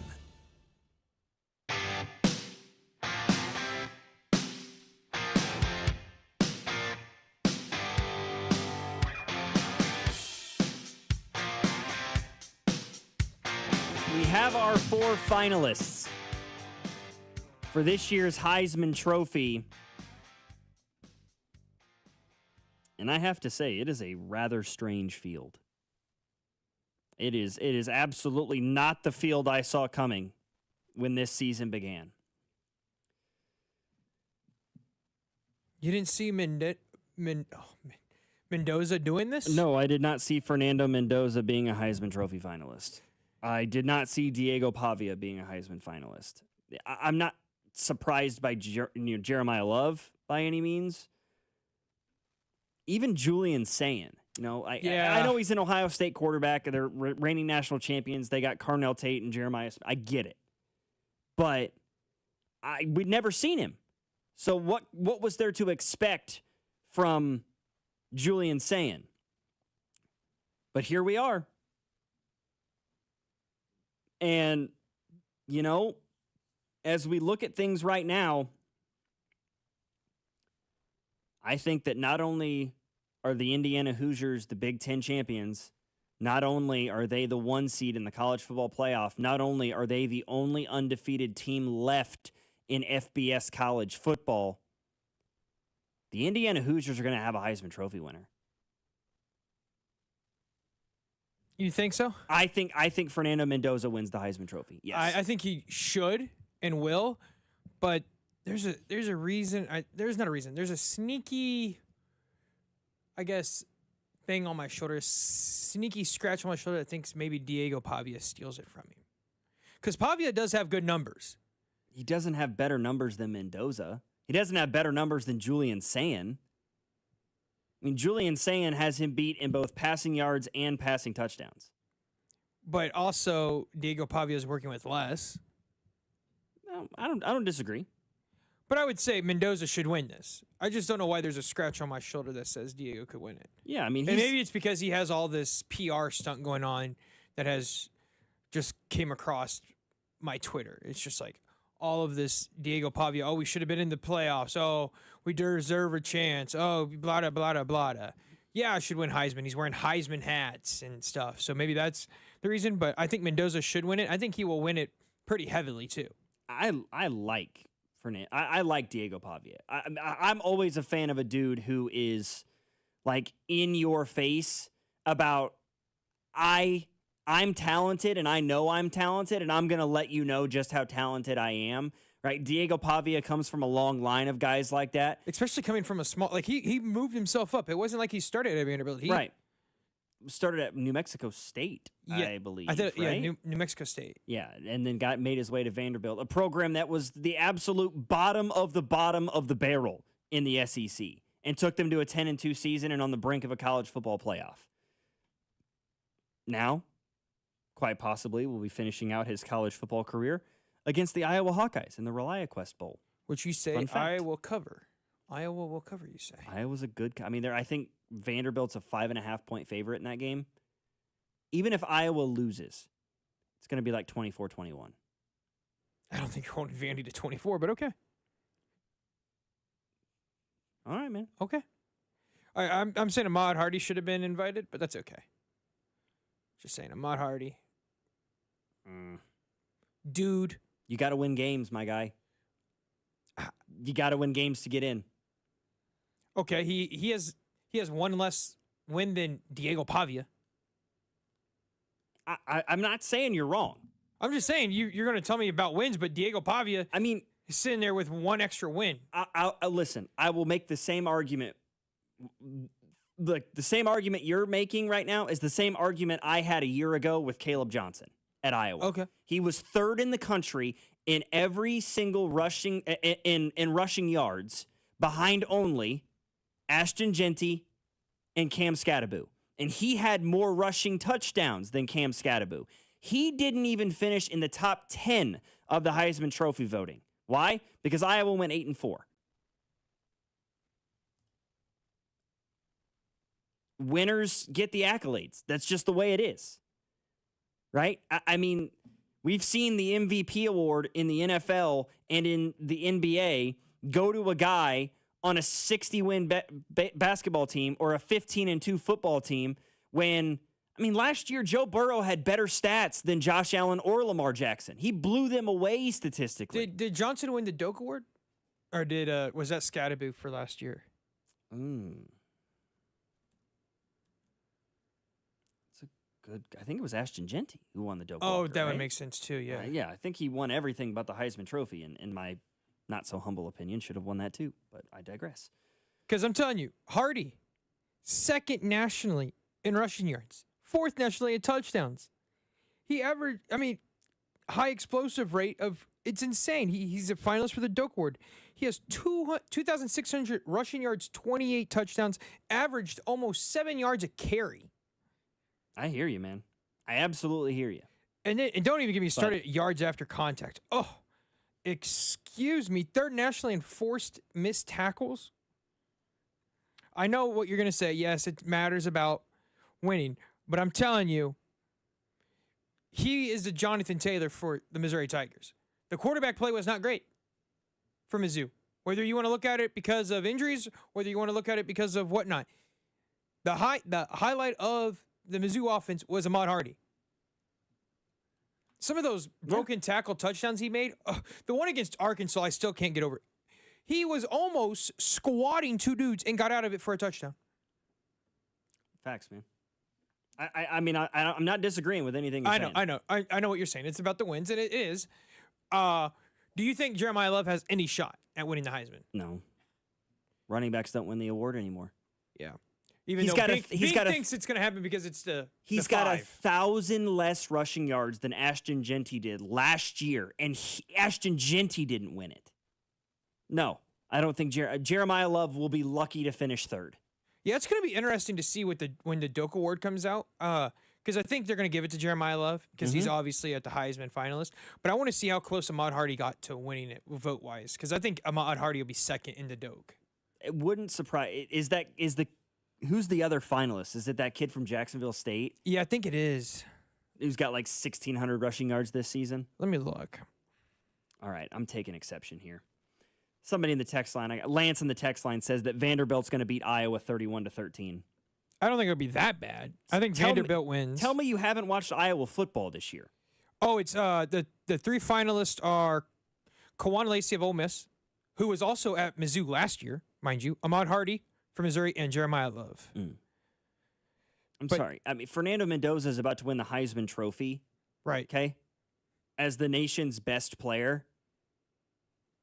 He threw for 230 yards on 13 of 23 against Iowa. He beat Oregon in Oregon.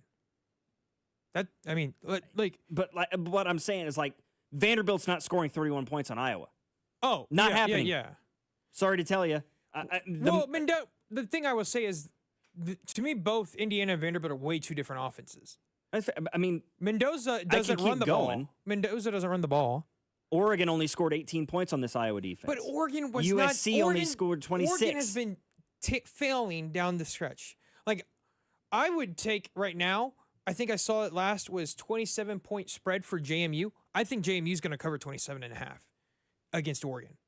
Oregon has not been that good in the latter half of this season. I think Texas Tech is going to beat them in the second round. I think Texas Tech is a team that could win a national championship. They're just on the wrong side of the bracket. I don't think they can beat Indiana. I don't know what to. I believe in Indiana. Yeah, but I still can't help but go into every single game with a little bit of doubt. Yeah, it's Indiana, right? I just can't. You got the second most losses of any team in the history of FBS college football. And then here comes Kurt Signetti. It's just weird, man. Just Google him. Now, I could definitely see Iowa only scoring 13 points against Vanderbilt. That is very much a possibility. So it's 5.5. But Vanderbilt wins it 17-13. 20-13. I was gonna say 20-13, but that's not covering the spread. I don't know. It'll be interesting. What date's that game? I believe it's either New Year's Eve or New Year's Day. Okay. I believe it's a New Year's Day game. It's called the ReliaQuest Bowl now, but it was the Outback Bowl. Oh, that's what okay. it was. That was the Outback Bowl. Okay. Yes. So I can't keep up with the it's names. a New Year's Eve. Okay. Yep. 11 a.m. kick. I think Mizzou's game is the 29th. It's a Saturday. Right now, they got Vanderbilt as a 6-point favorite. Okay, well that goes with the line of about 20-13. I mean, I'm taking the Hawks to cover. I know you will. I'm so dead set on that. You're slamming the Hawks. Do you have the balls to take them at the money line though? I'll do both. Yeah, I'll put a bet on Iowa to cover, and then I'll put a bet on Iowa money line, straight up money line. Yeah, just to win it. Because I mean, the money line's obviously going to give you plus money, plus value. I mean, they beat Tennessee, right? That's their best win. Who, Vandy? Yeah, that's their best win, Tennessee. Yeah. Who else did they beat? They beat Mizzou, but you could say Bo Pabula was out in the second half, and Mizzou was 1 yard short of the Hail Mary that was going to tie it. A 7-point win against Mizzou, but they lost to Texas. They lost to Bama. Wins against Auburn and Kentucky and LSU post the Brian Kelly firing. Not to mention that Auburn game was in overtime. Yeah. Utah State, Georgia State. And I'm not saying that Iowa has any good wins either. Hey, congrats, Vandy. You beat Auburn in overtime. Congrats, you beat Kentucky by, 18? Or 28. Vanderbilt doesn't have that big win. Because I would say their best win would be Tennessee because of how bad they beat them. But I think roster-wise, you could say it was Missouri because Missouri, of the defense that Mizzou plays with, for them to put up, to shut out Mizzou and then score 17 to win the game. Mizzou's defense was really, really good and just had a horrible offense. It's literally the Chiefs in college uniforms where your offense ain't going to do crap for you, but your defense will keep you in the game for no reason. Oh, no question. So, yeah, but what's Iowa's biggest win? Nebraska. I mean, you played well against Oregon. I think you played well against Oregon, played well against Indiana. To beat Oregon. Played well against USC. You had chances to win all those games. They lost 4 games by a combined 15 points. That's nuts. Makes me sick to my stomach. And wasn't that Oregon game in Oregon? Or was that at Iowa? No, that was at Oregon. Yeah, that's really, really good. No, that game was in Iowa City. Okay. They played USC the next week in Los Angeles and lost by 5. That was called pretty much a hangover, probably. That was an ugly one, to say the least. But, Iowa's top 10 in the country in total defense, as they are every year. They're 8th in the country in passing yards allowed. And they've played against some of the best passing offenses in college football. If you had to put money on it right now, who do you have winning the college football playoffs? That's a question. All right. Hot take time. I can't wait for You this ready? hot take. I know they just lost. I know. No, you're not going to do what I think you're about to do. I'm still taking Ohio State. Oh, okay. I thought you were going to take that 3-loss Alabama team. No. I was about to come across this and whap you. Other than Ty Simpson, they got nothing going for them. Absolutely nothing. Their defense doesn't do enough. Their offensive line looked like Swiss friggin' cheese against Georgia. Ryan Williams, as good as he looked last year, hasn't looked like the same guy. Like Jeremiah Smith got better. Yeah. It seemed like. Williams has started dropping passes. Yeah, Ryan Williams just doesn't seem like the same guy. And their running game leaves a lot to be desired there in Tuscaloosa. Mm-hmm. I would lean towards Ohio State. If I had to pick a second team, I would probably say Texas Tech. You like Texas Tech? I really do. I really do like that Texas Tech team. They are so, they are so talented, top to bottom. 2 really good running backs. Their defensive line is just disgusting. Arguably the best linebacker core in football, led by the Rodriguez kid. Yeah, who was a quarterback to start. Yeah. Secondary is solid. Receivers are solid. Quarterback does his job and does it extremely well, doesn't make mistakes. I like that Texas Tech team a lot. The question I have is, was what they did in the Big 12 as impressive as I think it is, or is it smoke and mirrors? Right, like, do you know how... We're not knowing how good the Big 12 is what you're saying. Right, like, is the SEC so much more talented than the Big 12 that we got it lulled into a false sense of security with Texas Tech, and Georgia is just going to run through people? Well, see, here's the take about that if you're worried about Texas Tech. They don't have to play an SEC school until they get to the national championship because their side is the Indiana side. So they get Oregon, and then they would get Indiana, presumably, if they beat the winner of Oklahoma, Alabama. That would be an exciting matchup. Which one, Indiana, Texas Tech? Texas Tech's defense Oh my against gosh. Oregon's offense. I know. Or Indiana's offense. Both, right? Oh. And it would That's be must-see it would TV. be a neutral site because those are the second round. I'll tell you what, I know people are gonna be like, "Oh, you're SEC homer because your Missouri is in the SEC," but I really like Georgia's draw.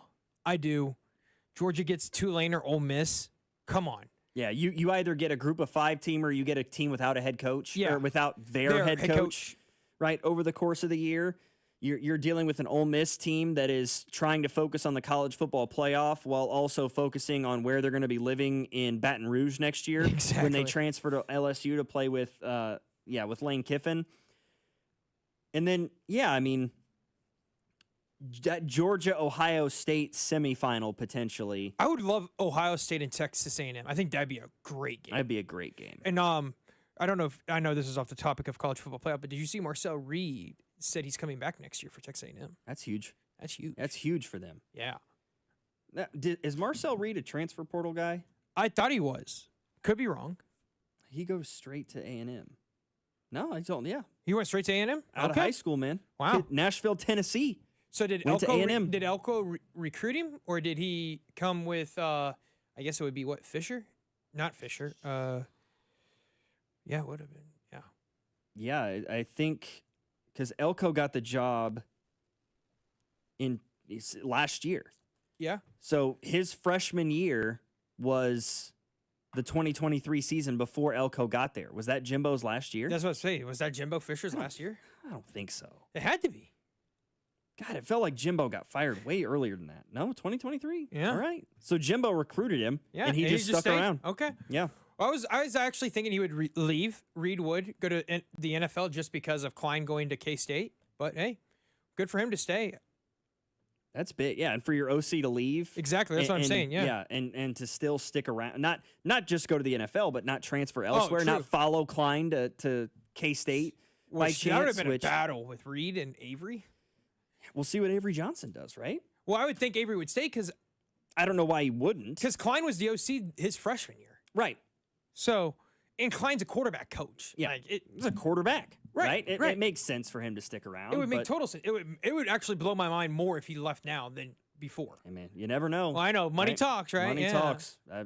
We're in that new era. I'll tell you one thing. I can guarantee. I'll throw out a guarantee right now. Okay. I'm calling my shot. Dylan Raiola will not be at Nebraska next year. No, he's going to Texas Tech. He's got to follow that Patrick Mahomes train. He ain't going. I don't know where he's going, but it ain't going to be Nebraska. No. His brother decommits. All these reports coming out that he's going to consider the transfer portal, and then they fired his uncle, who was the defensive line coach. Not good. Buddy, it's gone. DOA, all right? That man is not returning Also, to Lincoln. I will say Chambliss, Ole Miss quarterback, D2 guy. I got to see him personally at UCM play because when he was at Ferris played UCM. He gonna be at Ole Miss. I would put money on that. At you think he'll be at Ole Miss? He won't follow. I meant LSU. LSU. Yeah, he'll absolutely follow. There's two guys I can guarantee you that from Ole Miss will go to LSU. Kwan Lacey, who transferred from Missouri to Ole Miss this year, and Chambliss will definitely go. I'd also argue that true freshman receiver had a crazy good year. He'll probably end up following Kiff. It's gonna be all the offensive guys. Mostly. Oh yeah. Defensive guys will stay because the defensive coordinator obviously is the DC. Yep, and I think that was a huge move by. I like that move from Ole Miss. Yeah, to be able to have some level of retention or a chance of retention. Exactly. The offense is what it is, man. The OC's going, the head coach is going. All right, we've lost the offense, but we can keep the defense around, which is still a really good unit, and try to find guys on offense that can build that side of the football up. Plus, I mean, you had a feeling if you're the defensive coordinator for Ole Miss that he wasn't going to retain you because Blake Baker at LSU is the best defensive coordinator in my mind in Division I. So 913-586-7965 is our number. After Hours, Logan Weber alongside JT Noah. How about some college basketball? A little bit of news from there. I'm sorry, JT. We will be discussing the border war. You don't have to game. do that to me. We're going to have to. We discuss it. Okay. We'll discuss what happened on Sunday. And hey, K-State got a huge win yesterday against Mississippi Valley State. Please. Talk about that next here on After Hours 96.5 The Fan. You're listening to After Hours, brought to you by Twin Peaks. Eats, drinks, scenic views on your home for Kansas City sports. 96.5 The Fan.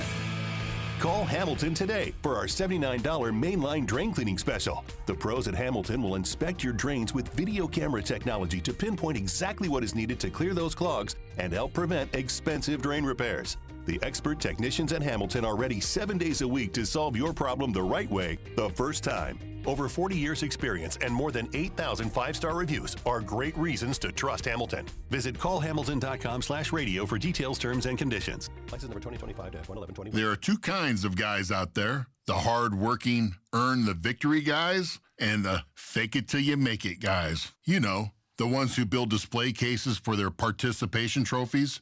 This is Gene at House of Diamonds, and when those pretenders are out shopping for jewelry, they're probably shopping for lab diamonds, and that's sad because they've been sold a bill of goods, and no matter what anyone says, just like any pretender, you really can tell the difference between a lab diamond and a real natural diamond. So when she takes that lab diamond in for an appraisal and learns that you just gave her a participation trophy, well, that just might be the end of her participation. Seriously. We appraise jewelry from other stores all the time, and I've seen a lot of anger and a lot of tears. Guys, this Christmas season, I'm here for you. Earn the victory. If the love is real, she deserves a diamond that's real from a guy that's real. Come see me at House of Diamonds on the southeast corner of College and Quivira. Hi, guys. This is the Rocket Roger Clemens. You don't pitch in the majors for 24 years without feeling it later. Shoulders, elbows, knees. Trust me, pain doesn't retire when you do. That's baseball legend Roger Clemens. I tried the ice. I tried rest, PT, nothing really worked. When I heard about QC Kinetics, the concept sounded promising. Non-surgical regenerative treatments that help your body heal itself without surgery. Sign me up, just what I needed, real lasting relief. Whether you're a former pro, a weekend golfer, or just want to walk around pain-free again, QC Kinetics uses cutting-edge technology and natural biologics to help restore restore and repair damaged tissue. I trusted them with my joints. Now I'm back doing what I love. Call QC Kinetics today and schedule your free consultation. Call QC Kinetics, 816-412-6299. That's 816-412-6299. 816-412-6299. FanDuel is the #1 sportsbook for same-game parlays. From points and rebounds to threes and assists, FanDuel's the best place to combine your favorite picks into a same-game parlay or track every stat live, all in one easy-to-use app. And right now is the perfect time to join because new customers can get $150 in bonus bets if your first $5 bet wins. So bet on the players you love the way you want. Head to FanDuel.com/Alex to sign up today. FanDuel, official sports betting partner of the NBA and 96.5 The Fan. 21 and present in Kansas. First online real money wager only. $5 first deposit required. Bonus issued as non-withdrawable bonus bets expire 7 days after receipt. Restrictions apply. See terms at sportsbook.fanduel.com. FanDuel is offering online sports wagering in Kansas under an agreement with Kansas Star Casino, LLC. Gambling problem? Getting help is your best bet. Call 1-800-522-4700 or visit ksgamblinghelp.com. Get 5 quarts of Syntec Full Synthetic and a MicroGuard Select Oil Filter for just $32.99 now at O'Reilly Auto Parts. Limit supply. O'Reilly Auto Parts.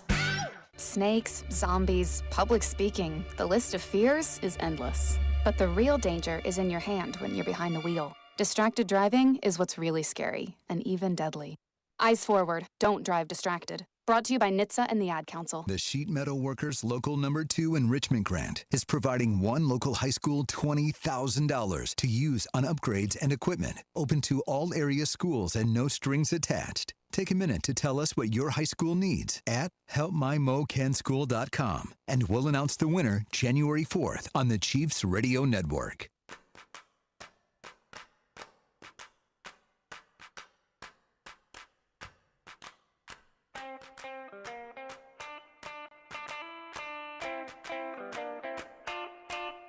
Well, if you're a Kansas fan and a Chiefs fan, Sunday was not the day for you.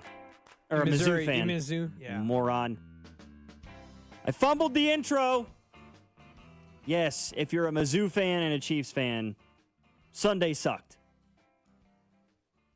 I did the show Sunday morning and got into an argument with somebody in the text line because I said, Darren Peterson is going to play like 24 minutes and Kansas is going to win by 15. He's like, you're wrong. Bill Self said Darren Peterson was sick. He's not going to play that much. He won't even play 20 minutes, yada, yada, yada. Well, you're right. He didn't play 24 minutes. He only played 23. And no, KU didn't win by 15. They won by 20. Don't say it. They won by 20, JT. And boy, for some reason, I mean, even that doesn't feel like it was, the 20 doesn't feel like it did it justice. I mean, Kansas controlled this basketball game, seemingly for 40 minutes. I wouldn't say for 40. I would say for 25. It felt like the last 5 minutes of the first half is when they started pulling away. But, I mean, the whole offense for Mizzou was, hey, give it to Mark Mitchell, see if he can get to the rim, get a foul. Instead, it was Mark Mitchell get the ball and travel or get blocked. And so it was so bad. I turned it to the side TV and had NFL Red Zone on the main screen and just muted Mizzou. You know, I was like, you know what? I was already mad at it because I didn't like how it wasn't on a campus site. It was at a neutral site. I also didn't understand how the Jayhawk was and the midcourt logo when it's in Missouri. But, you know, whatever. I don't care. Kansas was technically the home team. I thought it was supposed to be, quote-unquote, a neutral. I thought it was going to be 50-50 down the middle. Obviously, it was a neutral site game, but it was technically Kansas as the home team. I mean, they even brought their own band with them. So, yeah. But, yeah, I had a feeling Kansas was going to win. And like CDOT has said throughout so far early on in the season, this KU team's more likable to watch, more fun to watch than last year's team. And unlike Mizzou of last year, this team feels unwatchable at times. It is not fun to watch them. They are, and this has long been kind of the philosophy of Dennis Gates. It seems like they're much more predicated on the offensive side of the basketball than the defensive side of the basketball. They're going to have to score if they want to stay in games and win games. They don't know how to rebound. Still. No. And we're in what, his 5th year? We still don't know how to rebound. No, it's not great. And if you can't score, you can't win if you're the Missouri Tigers. And shooting 34% from the floor, you're not going to win. Shooting 52% from the free throw line, nope. 26% from the three-point line, you're going to lose every time you play like that. And for Kansas, I thought that there might be a little bit, I mean, obviously there was rust for Darren Peterson in the way that he played, but I thought things might get a little clunky in trying to inject him back into that offense. They kind of just continue to do what they do, right? Melvin Council continued to put up a ton of shots, although I'm not sure quite why. Flory Badunga didn't shoot it well, but he rebounded his tail off in the game. Bryson Tiller had one of his better nights. Trey White is absolutely, without question, the number 3 option for this Kansas basketball team, and he should be. He's been that good. Yeah, he's been balling out. He played real well in Vegas. And for Mizzou, your non-conference slate is just getting less impressive by the day. I mean, right now your best win is Minnesota. Minnesota. And I know that Minnesota beat Indiana. That was a good win for the Minnesota Golden Gophers. They're still 5-4. They're about to go to 5-5 because they're going to get blown out by Purdue tomorrow. Oh, God, Purdue's going to put it on them after that beat in West Lafayette, by the way. Oh, yeah, they're going to get their booty spanked because Purdue ain't going to be happy with what just happened. Nope. It's going to be it's going to be an absolute tail kicking. And then from Alabama State, Bethune-Cookman, and Illinois. Illinois, you have to win if you want any chance of, I think, making the college football playoffs. No, the NCAA tournament before the bracket. Either that, or you're going to have to be really impressive in SEC play. Oh, yeah. Which feels like a strong ask when you look around that, I mean, their first 4 games is a gauntlet in itself. Yeah, Florida. I know Kentucky's kind of sputtering right now, but it's still Kentucky. Auburn, you got to go on the road and play Alabama. You've got Vandy on this schedule. Arkansas, Tennessee. You got Arkansas twice, I might add. I mean, their first 4 games could be against potential tournament teams in conference. Oh, guess what? Open SEC play at home against the national champs. Then you go on the road to Kentucky, and I know Kentucky is not the Kentucky of old so far. Then on the road to an Ole Miss team who could be playing for an NCAA tournament. Then at home against Auburn. Oh, yeah, that's just so fun, It's fantastic, isn't it? Absolutely great. Yeah, and then K-State dismantled Mississippi Valley State 108-49. Mississippi Valley State has 1 win this year. It's Mississippi of Women College. Mississippi College for Women. Yeah, and they have men there? Mississippi University for Women Owls. Yep, but they have men there apparently. I'd like to know what level Mississippi University for Women is playing at. They for your information, rank 356 out of 356, I believe, in college basketball teams. Yeah. Mississippi University for Women has a total enrollment of about 2,400 students. So that's not bad. They're a D3 school. That's your only win, is a D3 school. But hey, K-State got the W, and they needed it. They lost 4 in a row. 913-586-7965. After hours here on 96.5 The Fan. Logan Weber, JT Noah, your home for Kansas City sports. You're listening to After Hours, brought to you by Twin Peaks. Eats, drinks, scenic views on your home for Kansas City sports. 96.5 The Fan. Hellsberg gifts checked off the list. Now, time for wrapping. Earrings for mom. A gold bracelet to match the rings Danielle wears every day. And for Dad, a new watch, because we all know he needs one. All right, this is going to be a good one.